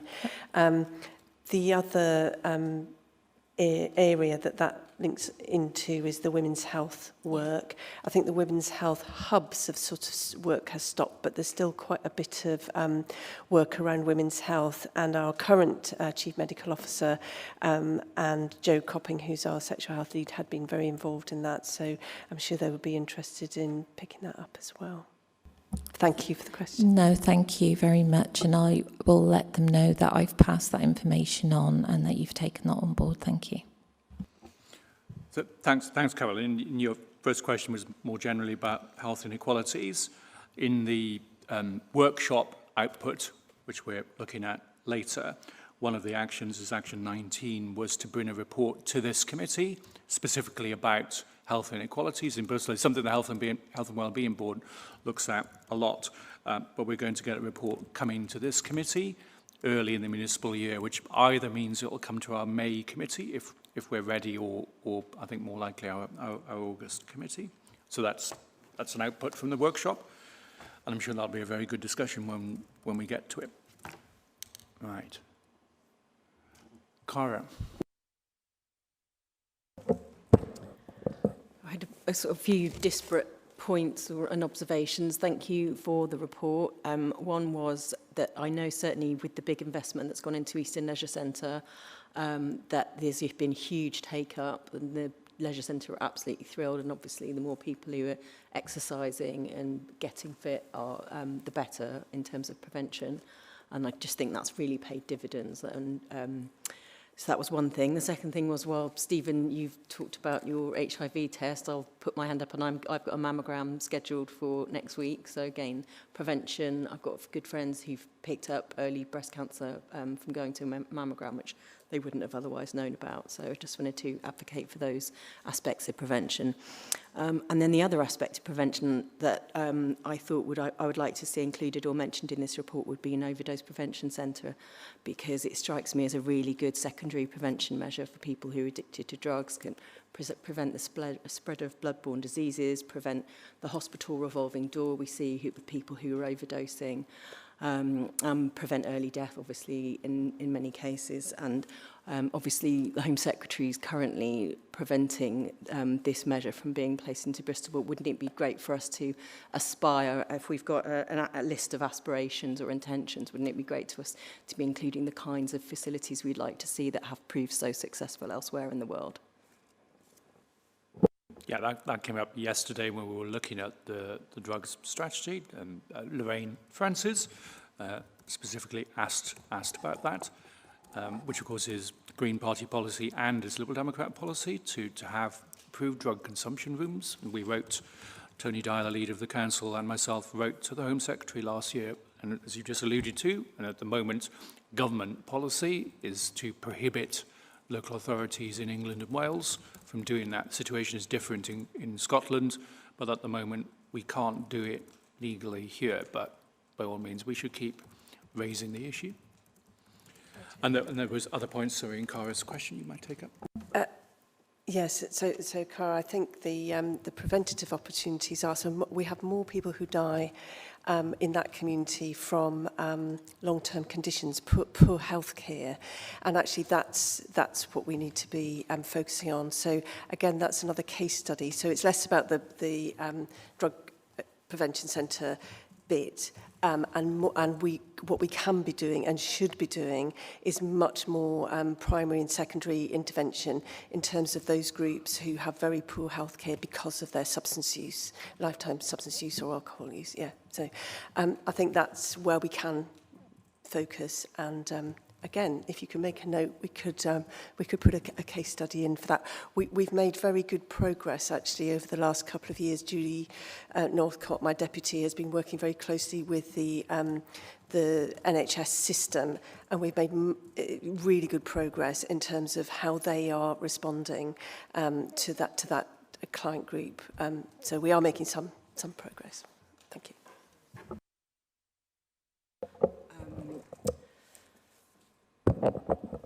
Yeah, and those kinds of facilities can actually enable exactly those kind of interventions that you're talking about, and that you're getting the conversations with people. The conversations and the interaction with health workers, medical workers, is just as important as anything else. In a way, taking the drug is just what gets them in the door. And I understand that Bristol Drug Policy, Bristol BDP, Bristol Drug Project, have got funding for a feasibility study where they'll be talking to IV drug users about whether they would use that kind of facility and what kind of benefit it would bring, or otherwise what would be the advantages, disadvantages, and whether it would be possible for the findings of that report to come to this committee for us to look at. I think when we discussed the contract for drug treatment services last, however many committees ago it was, I think we said at some point it would be useful to have a general discussion at this committee with some lived experience evidence. It was interesting yesterday at the Health and Wellbeing Board, we did, because the plan was co-produced by officers and clinicians, but also with people with lived experience.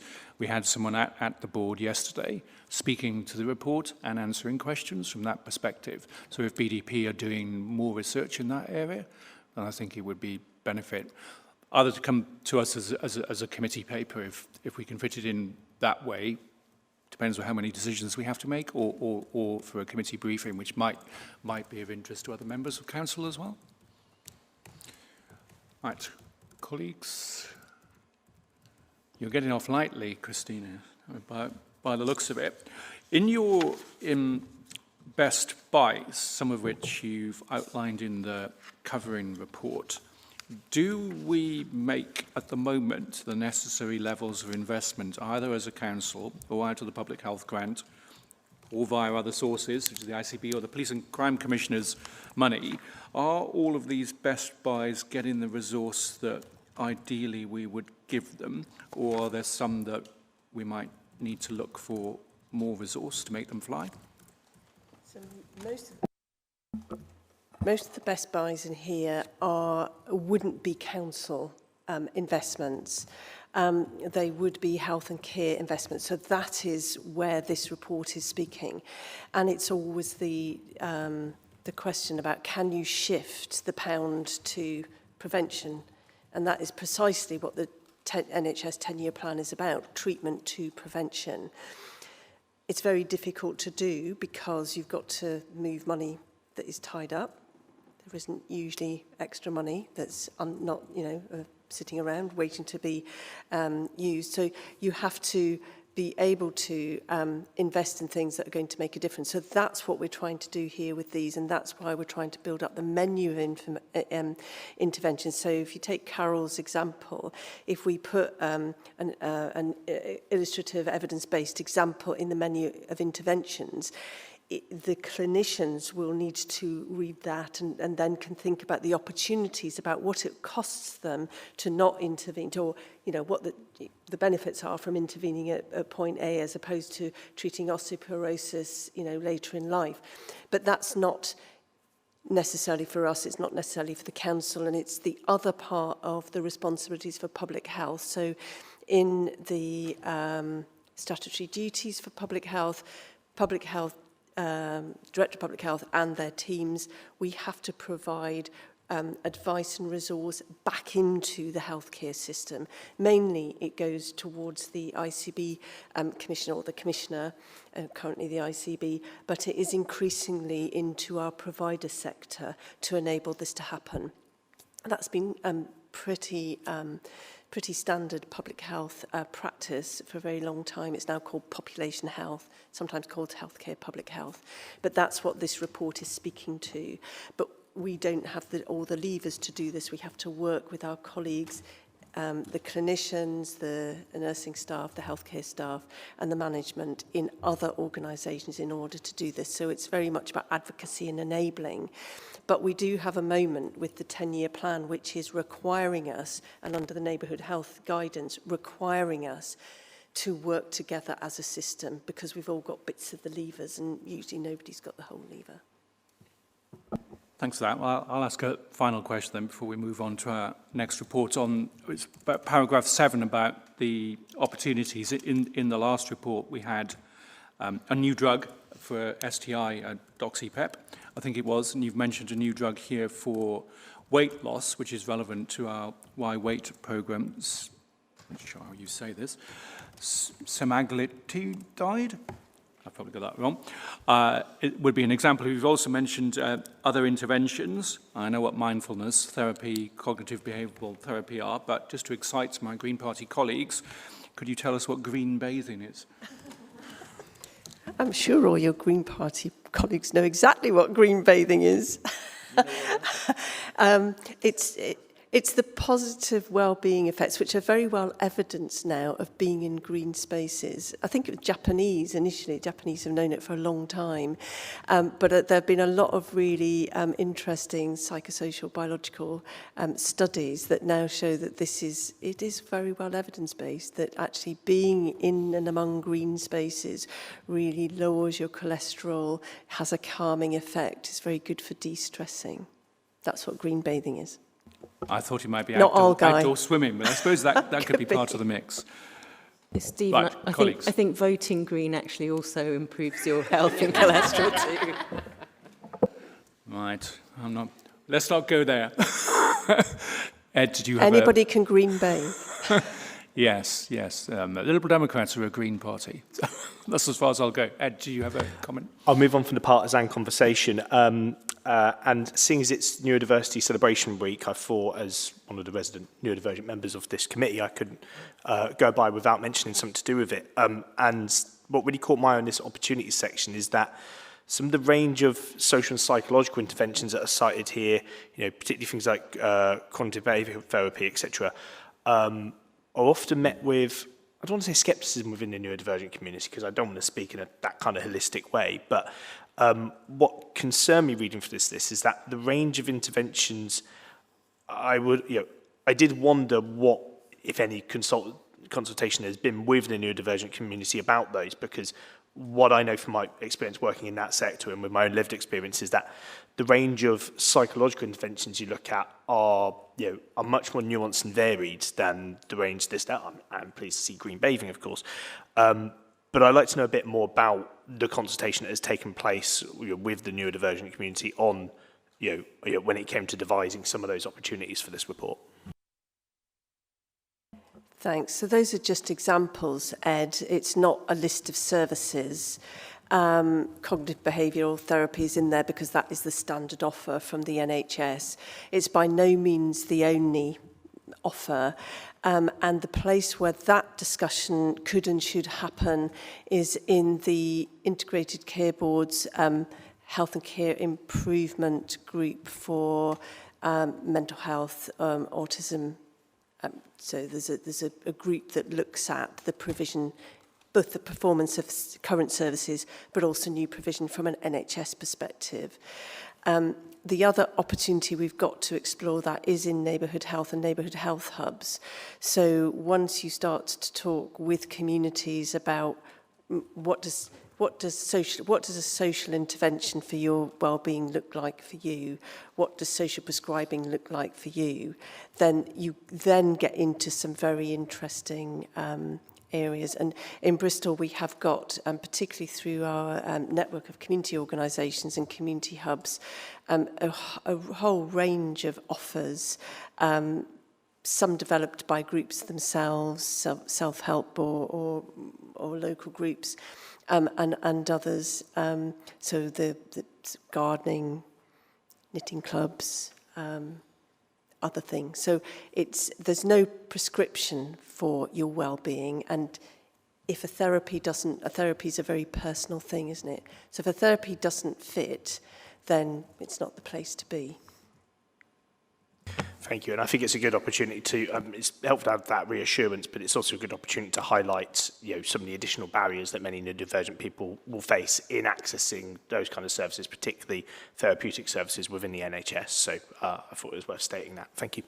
Thanks, Ed. That's really useful. And I don't want to lose that. If you could just make a note, we can think about feeding that back into our NHS colleagues and the strategic commissioning to get them to think about that. Thank you.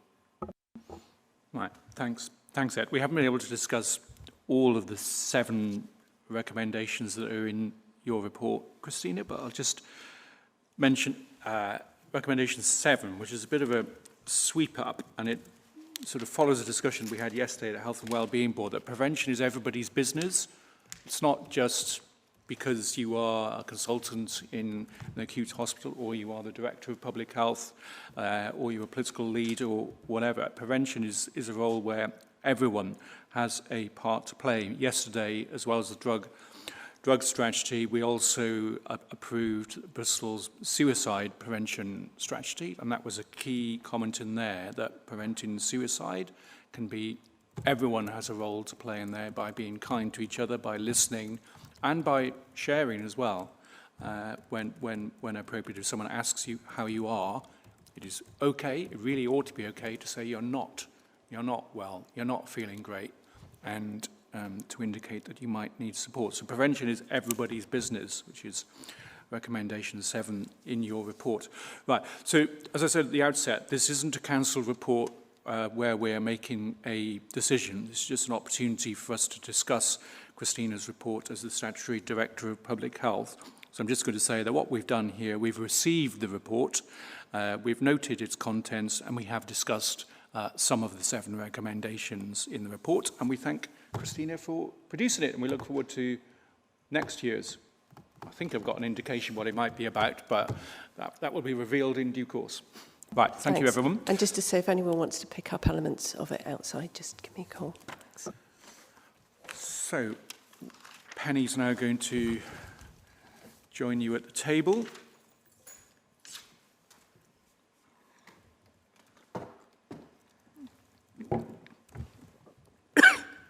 So we now move on to agenda item 11 of the 12 items before us, 13 items before us today.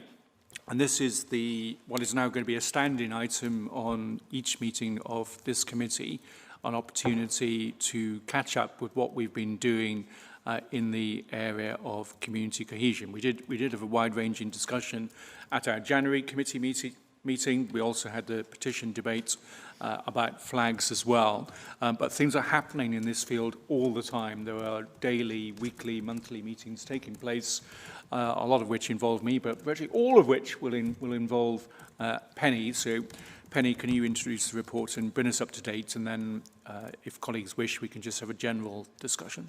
Thank you. Okay, thank you. So we continue to work on 2 levels, the acute response and the strategy. The acute response is coordinated through a weekly tension monitoring group where we meet with Avon and Somerset Police and colleagues across the council.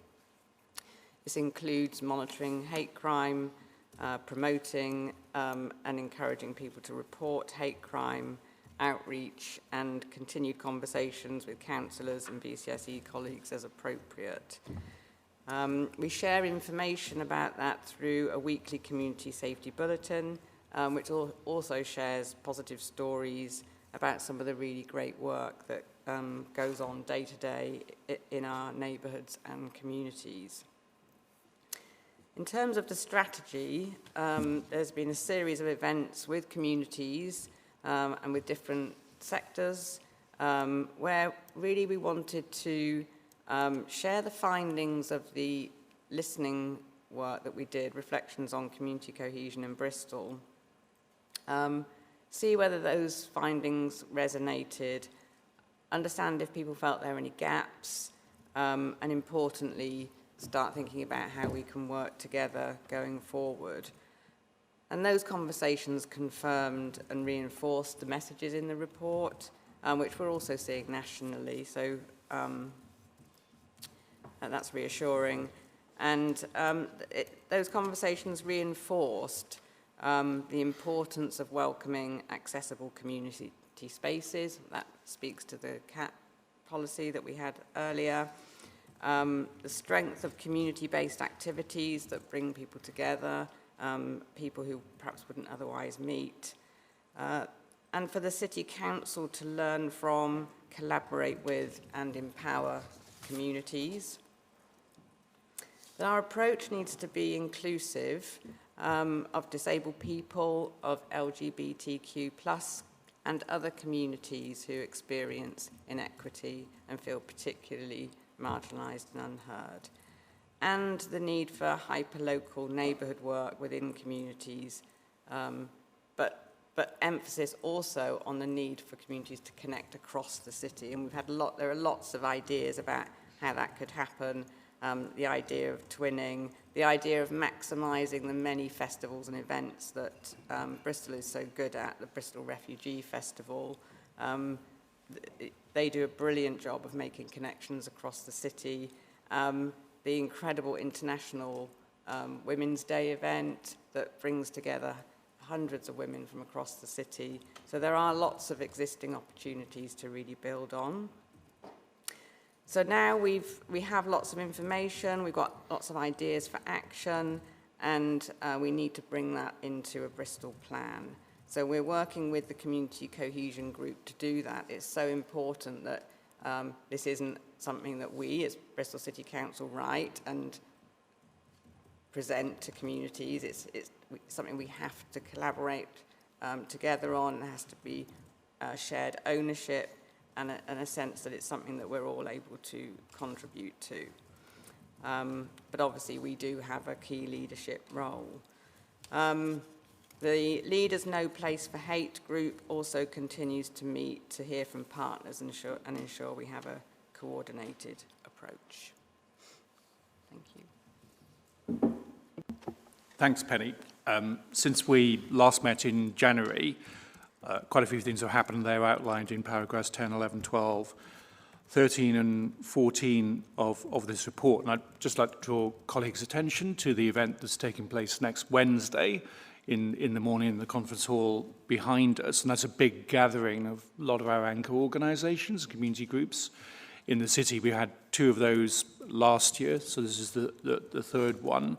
I know some of you went to the previous 2, and they're very worthwhile to meet lots of people and to share ideas. So you all should have had an invite to next Wednesday, and I hope that my fellow committee chairs will be coming too. So I encourage you to come to that if you can. And in terms of the listening exercises, we've almost completed the programme that we set for ourselves. I've got the culture group to meet next week, I think it is, and we've now diarised meetings to hear directly from young people as well. We've heard from head teachers in 2 sessions so far, but we have set up meetings where I can hear directly from young people about how they feel about cohesiveness in their city.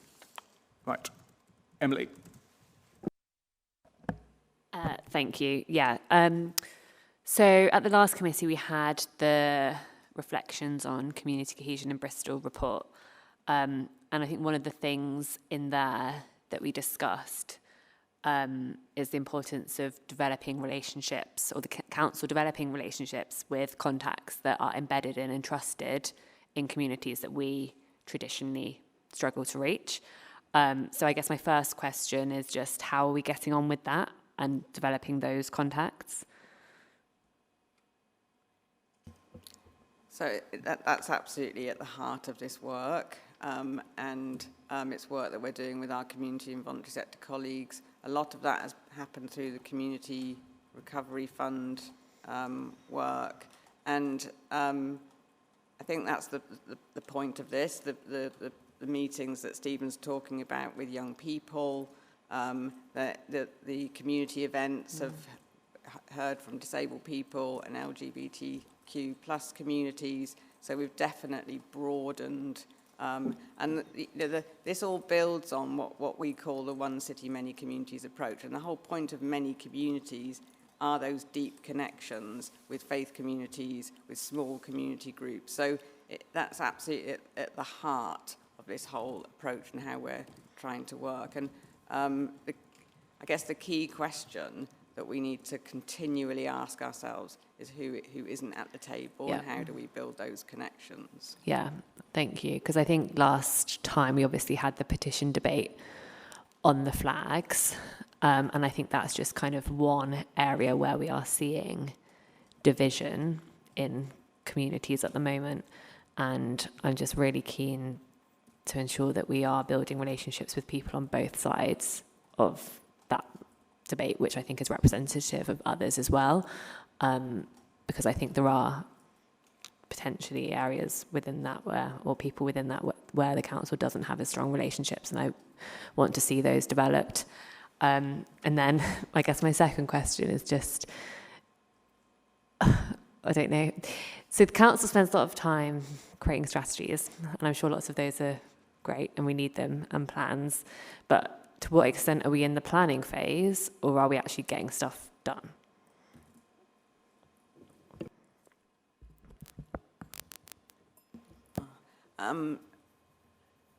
Stuff's getting done, and we're very mindful of that, and the two things are running in parallel. That's reflected in the fact we have an acute response, so we can't sit and wait.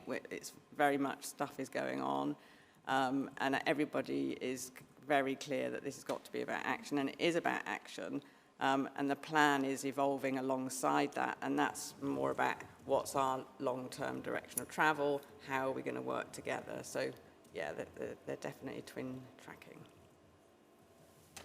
Yeah, that's a good point, Emily. I mean, Penny and Christina have heard me say this many times in our discussions, that we we are doing a lot of in-depth listening, but there will come a point when people say, okay, you've listened, what have you heard, and what are you doing? And we will need to demonstrate publicly and overtly things that the city is now doing that it either might not have been doing, but in many cases was being done, but wasn't noticed, and perhaps wasn't appreciated, or just people simply didn't know activities were taking place. One of the great pleasures of having this role is I meet lots of organisations around the city who are doing community cohesion work, not because that's what they're there to do or describe it that way, but it is a product of what they are doing to bring people together. And there are some organisations that do specialise in this field, such as Bridges for Communities, Good Faith Partnership, and so on, who I am meeting to discuss how we can better coordinate what is going on in the city. Shona. Yeah, thank you, and thanks, Penny. We see each other a lot at the Love Stapleton Road meetings, which I think is a really good example of trying to get really in there and talk to the communities. And there's an area where different parts of the community have very different ideas, perhaps, of what they want from that space. And so, yeah, is a really key example of trying to do that community cohesion. My question was just a little bit, if you could clarify a bit more about the timeline of the strategy, like sort of when are we expecting first drafts, where will it go, when are we expecting it to be published, if you could just remind us of that. Yeah, so emphasising that this isn't Bristol City Council, this is a collective, so that inevitably takes a bit longer, but I would expect us to have something by the summer that we can bring back to the committee in the autumn. Yeah,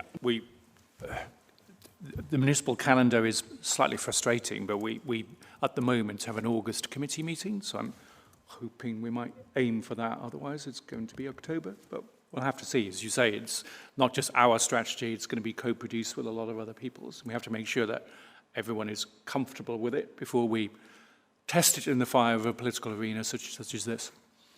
Fee. I'm just curious. I noticed there's a suggestion about twinning neighbourhoods. What would that look like? Has it been done elsewhere, or what does it all mean? Sorry. It's just the idea of communities connecting. Perhaps they have something in common. It could be anything. But for example, if you think about Hartcliffe and the opportunity in Pride in Place, the ambition Lawrence Weston and what they've been able to do over the last 10 years, there's maybe an obvious relationship there.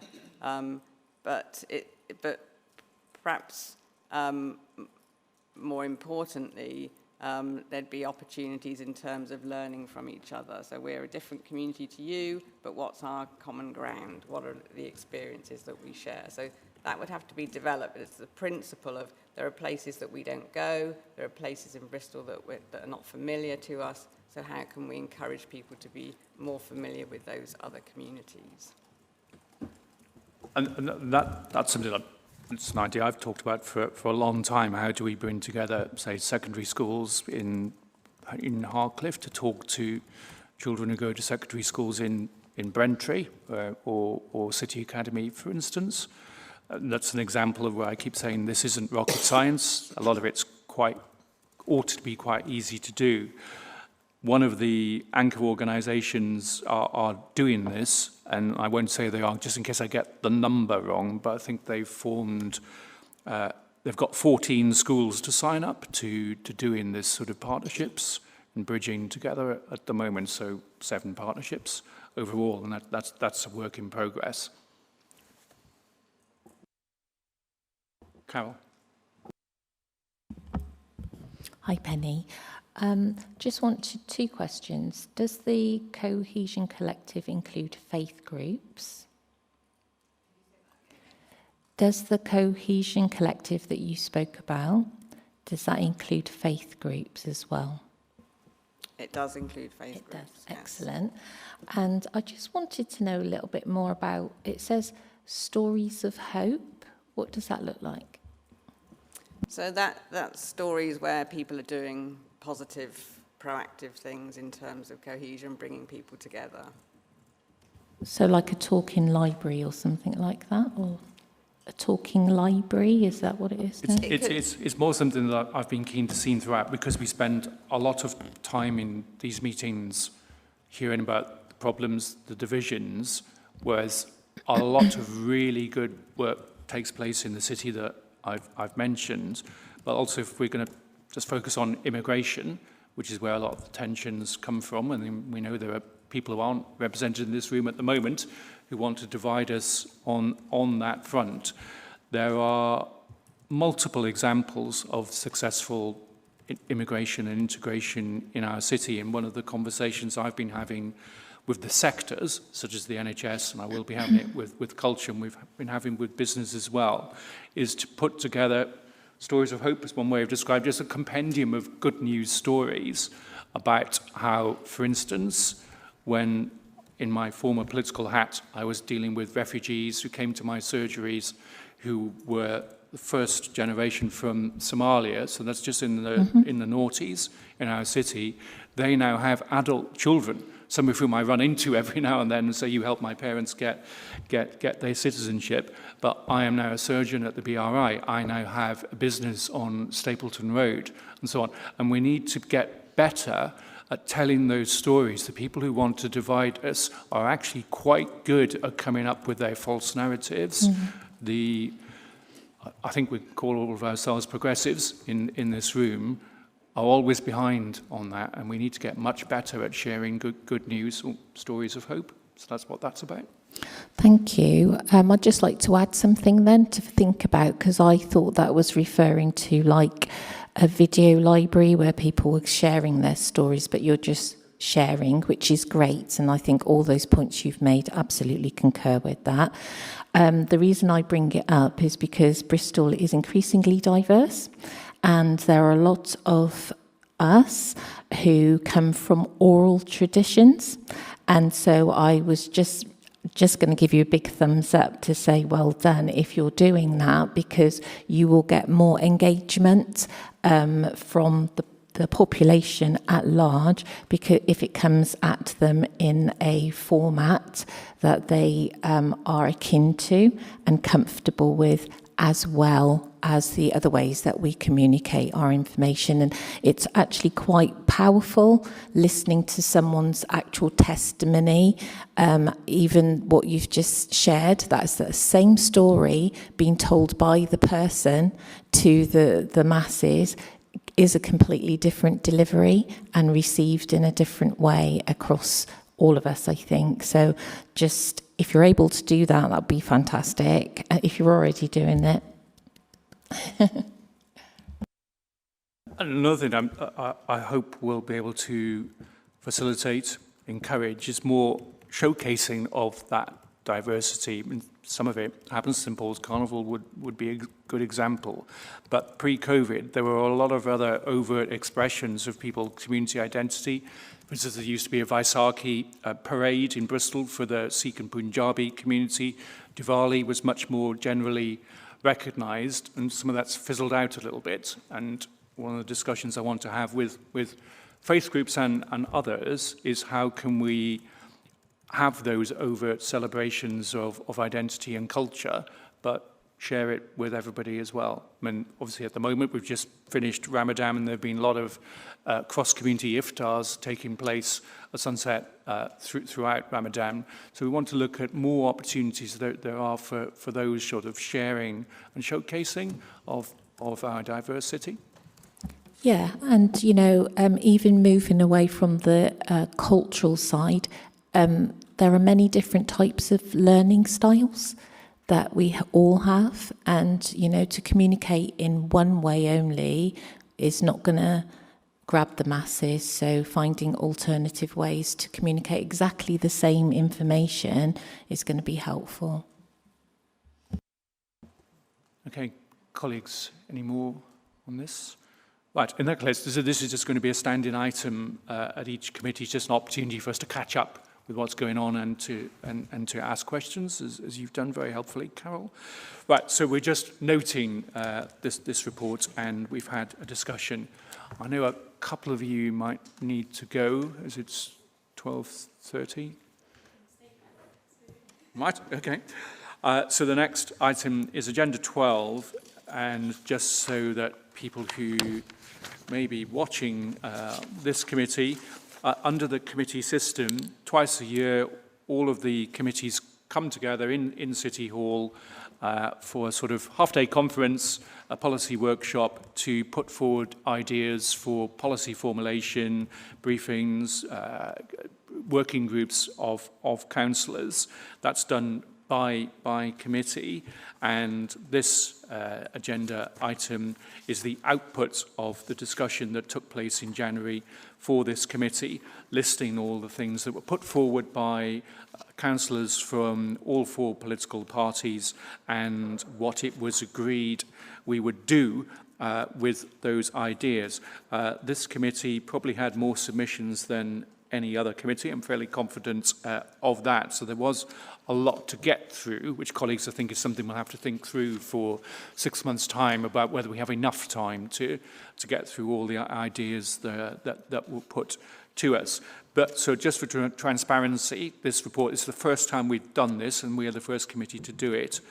We've got a listing of all the ideas that were put forward and how it's proposed to take them forward. And in many cases, it's a briefing to committee members. In some cases, it will be setting up of what in council parlance is a task and finish group, a working group, cross-party working group of councillors. It's not finally decided yet because there's only so much capacity across the council in terms of member time and officer time to set up all the bids for task and finish groups that were put forward. But the ones that are relevant to this committee are set out in paragraph 4A of the report.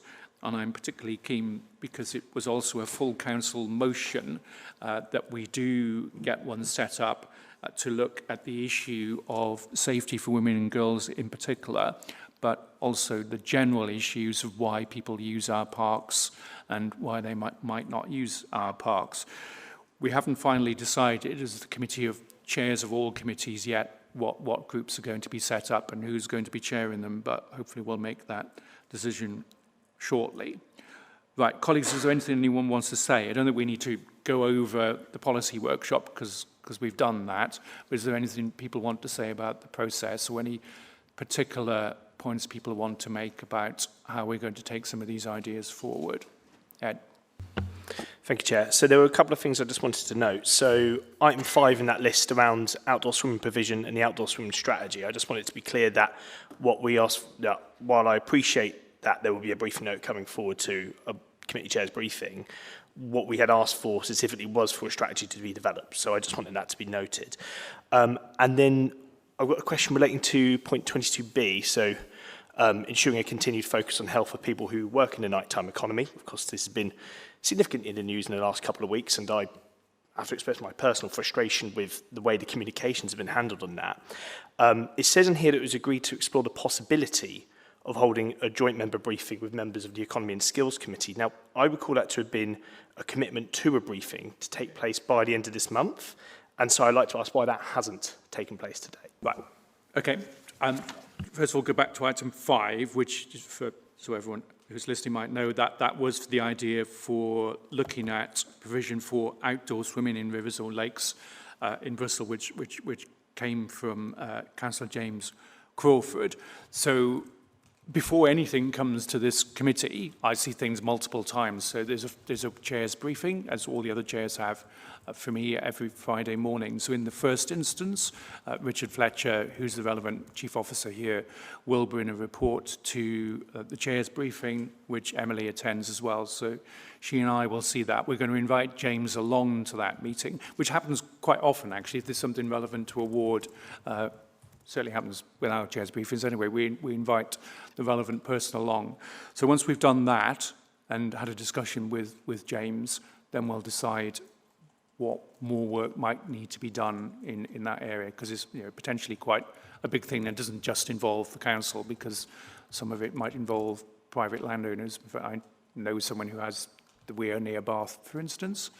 So there's lots of issues involved there. On the second one about 22B, I mean, this is recording what we said at the time, and as I said, some of these discussions were very brief because of time constraints, but we have confirmed since, and I said this earlier on in this meeting, that we are going to have a joint briefing for members of this committee and the Economy and Skills Committee, and that's been set up at the moment, and that will be held as soon as possible. I mean soon. It's not political language. I do mean it is being set up, and we hope to advertise it soon. The reason why I raise it is because in the meeting, now this was one of the items where there was more extended discussion. There were some items where the discussion was incredibly brief, and I appreciate it's just a number of items, but this one wasn't one of those. My specific recollection was that a commitment was made to holding a joint member briefing, and that would take place by the end of this month. And as today, as of the 20th of this month, we have not received any invitation for a meeting. So that's why I highlighted it.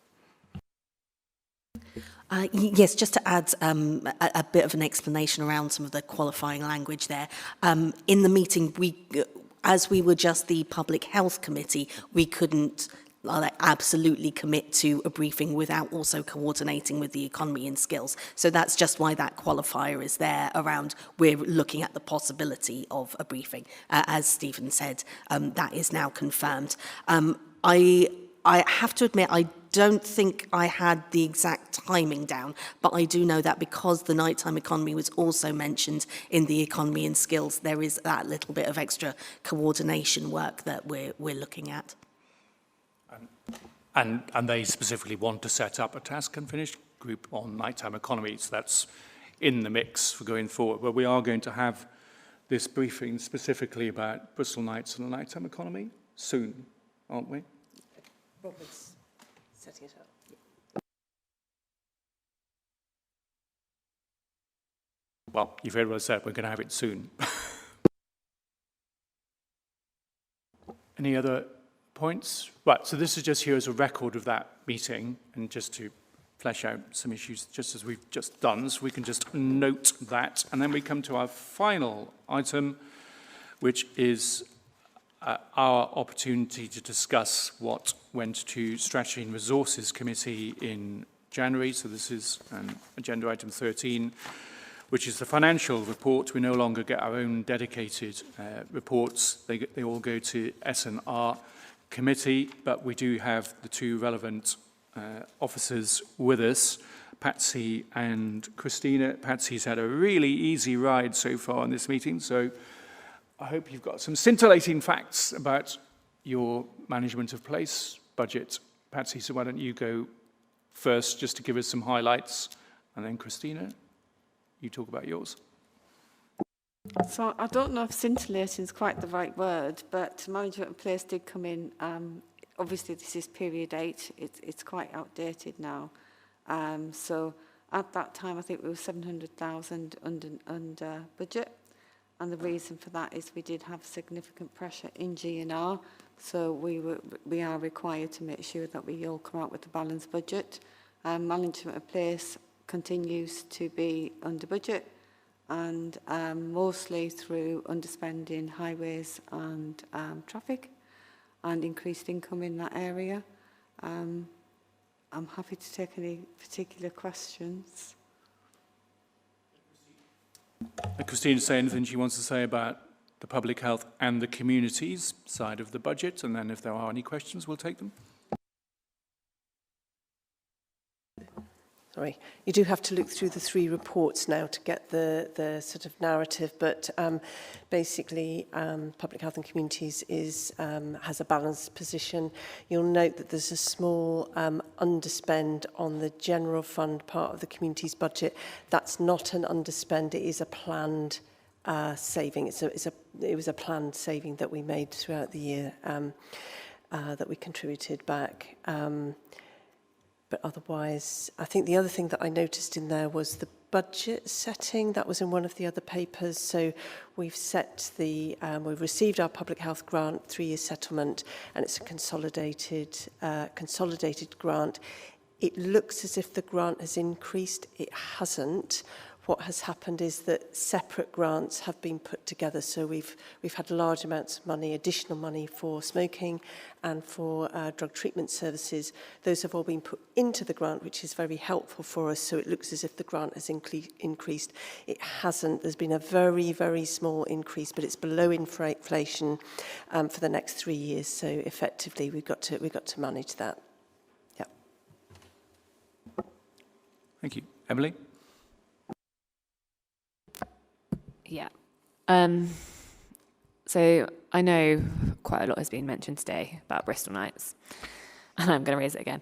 And it is about the nighttime economy advisor. I appreciate there's a limited amount you can say about specifics, but I do think it's important from a transparency perspective that this committee can see where that funding pot was and has gone. Like I couldn't see it in the budget papers, and I can't work out here, because I think my understanding is there's been an expiration of a funding pot, but where would we see that in the financial reports? Like, how could we have known about that? Yeah. So I need to be careful really how I respond. So the first thing I want to say is that the public health commitments around harm reduction, mental health, safety will continue, because all of those are partnership activities. And in fact, if you look at my last year's Director of Public Health report, there are other things that we ought to be doing at night around ensuring food, availability of food, health checks, for example, smoking cessation for people who are working, 6 till 6. So there's a great deal of work that is core to what we do and is not at risk. Yeah. In terms of where the funding is, the nighttime economy advisor has never had a budget in this council. It was a mayoral appointment for the first couple of years, and that was a short fixed term. And since then, it's been funded on ad hoc basis, partly by public health, partly by other, and more recently, 2 years ago, we increased the contribution that we would make on a 2-year basis, because we knew that as I've just said, our 5-year projection in terms of the public health grant, we were going to be under pressure with our core. So it's really been sort of drawing on reserve funds is what we've been doing on an ad hoc basis. So it will be reported under what is called the miscellaneous category, and the miscellaneous category is the category that the Department of Health particularly scrutinises as well, because what they don't want to see is, with the best, well, Patsy, they don't want to see us spending money in the potholes or something, which other councils have done. So our spend against miscellaneous has always been fine, but I knew we couldn't continue what we were doing in perpetuity. So it was the last tranche of contribution we made to the overall additional work was a 2-year contribution, which was always due to end this year. But where it is in the miscellaneous bit, and what we've been doing is leaning on our reserve position to do that. Thanks. And then just the question, which I assume actually is for Patsy, but there are quite a few delays and underspends.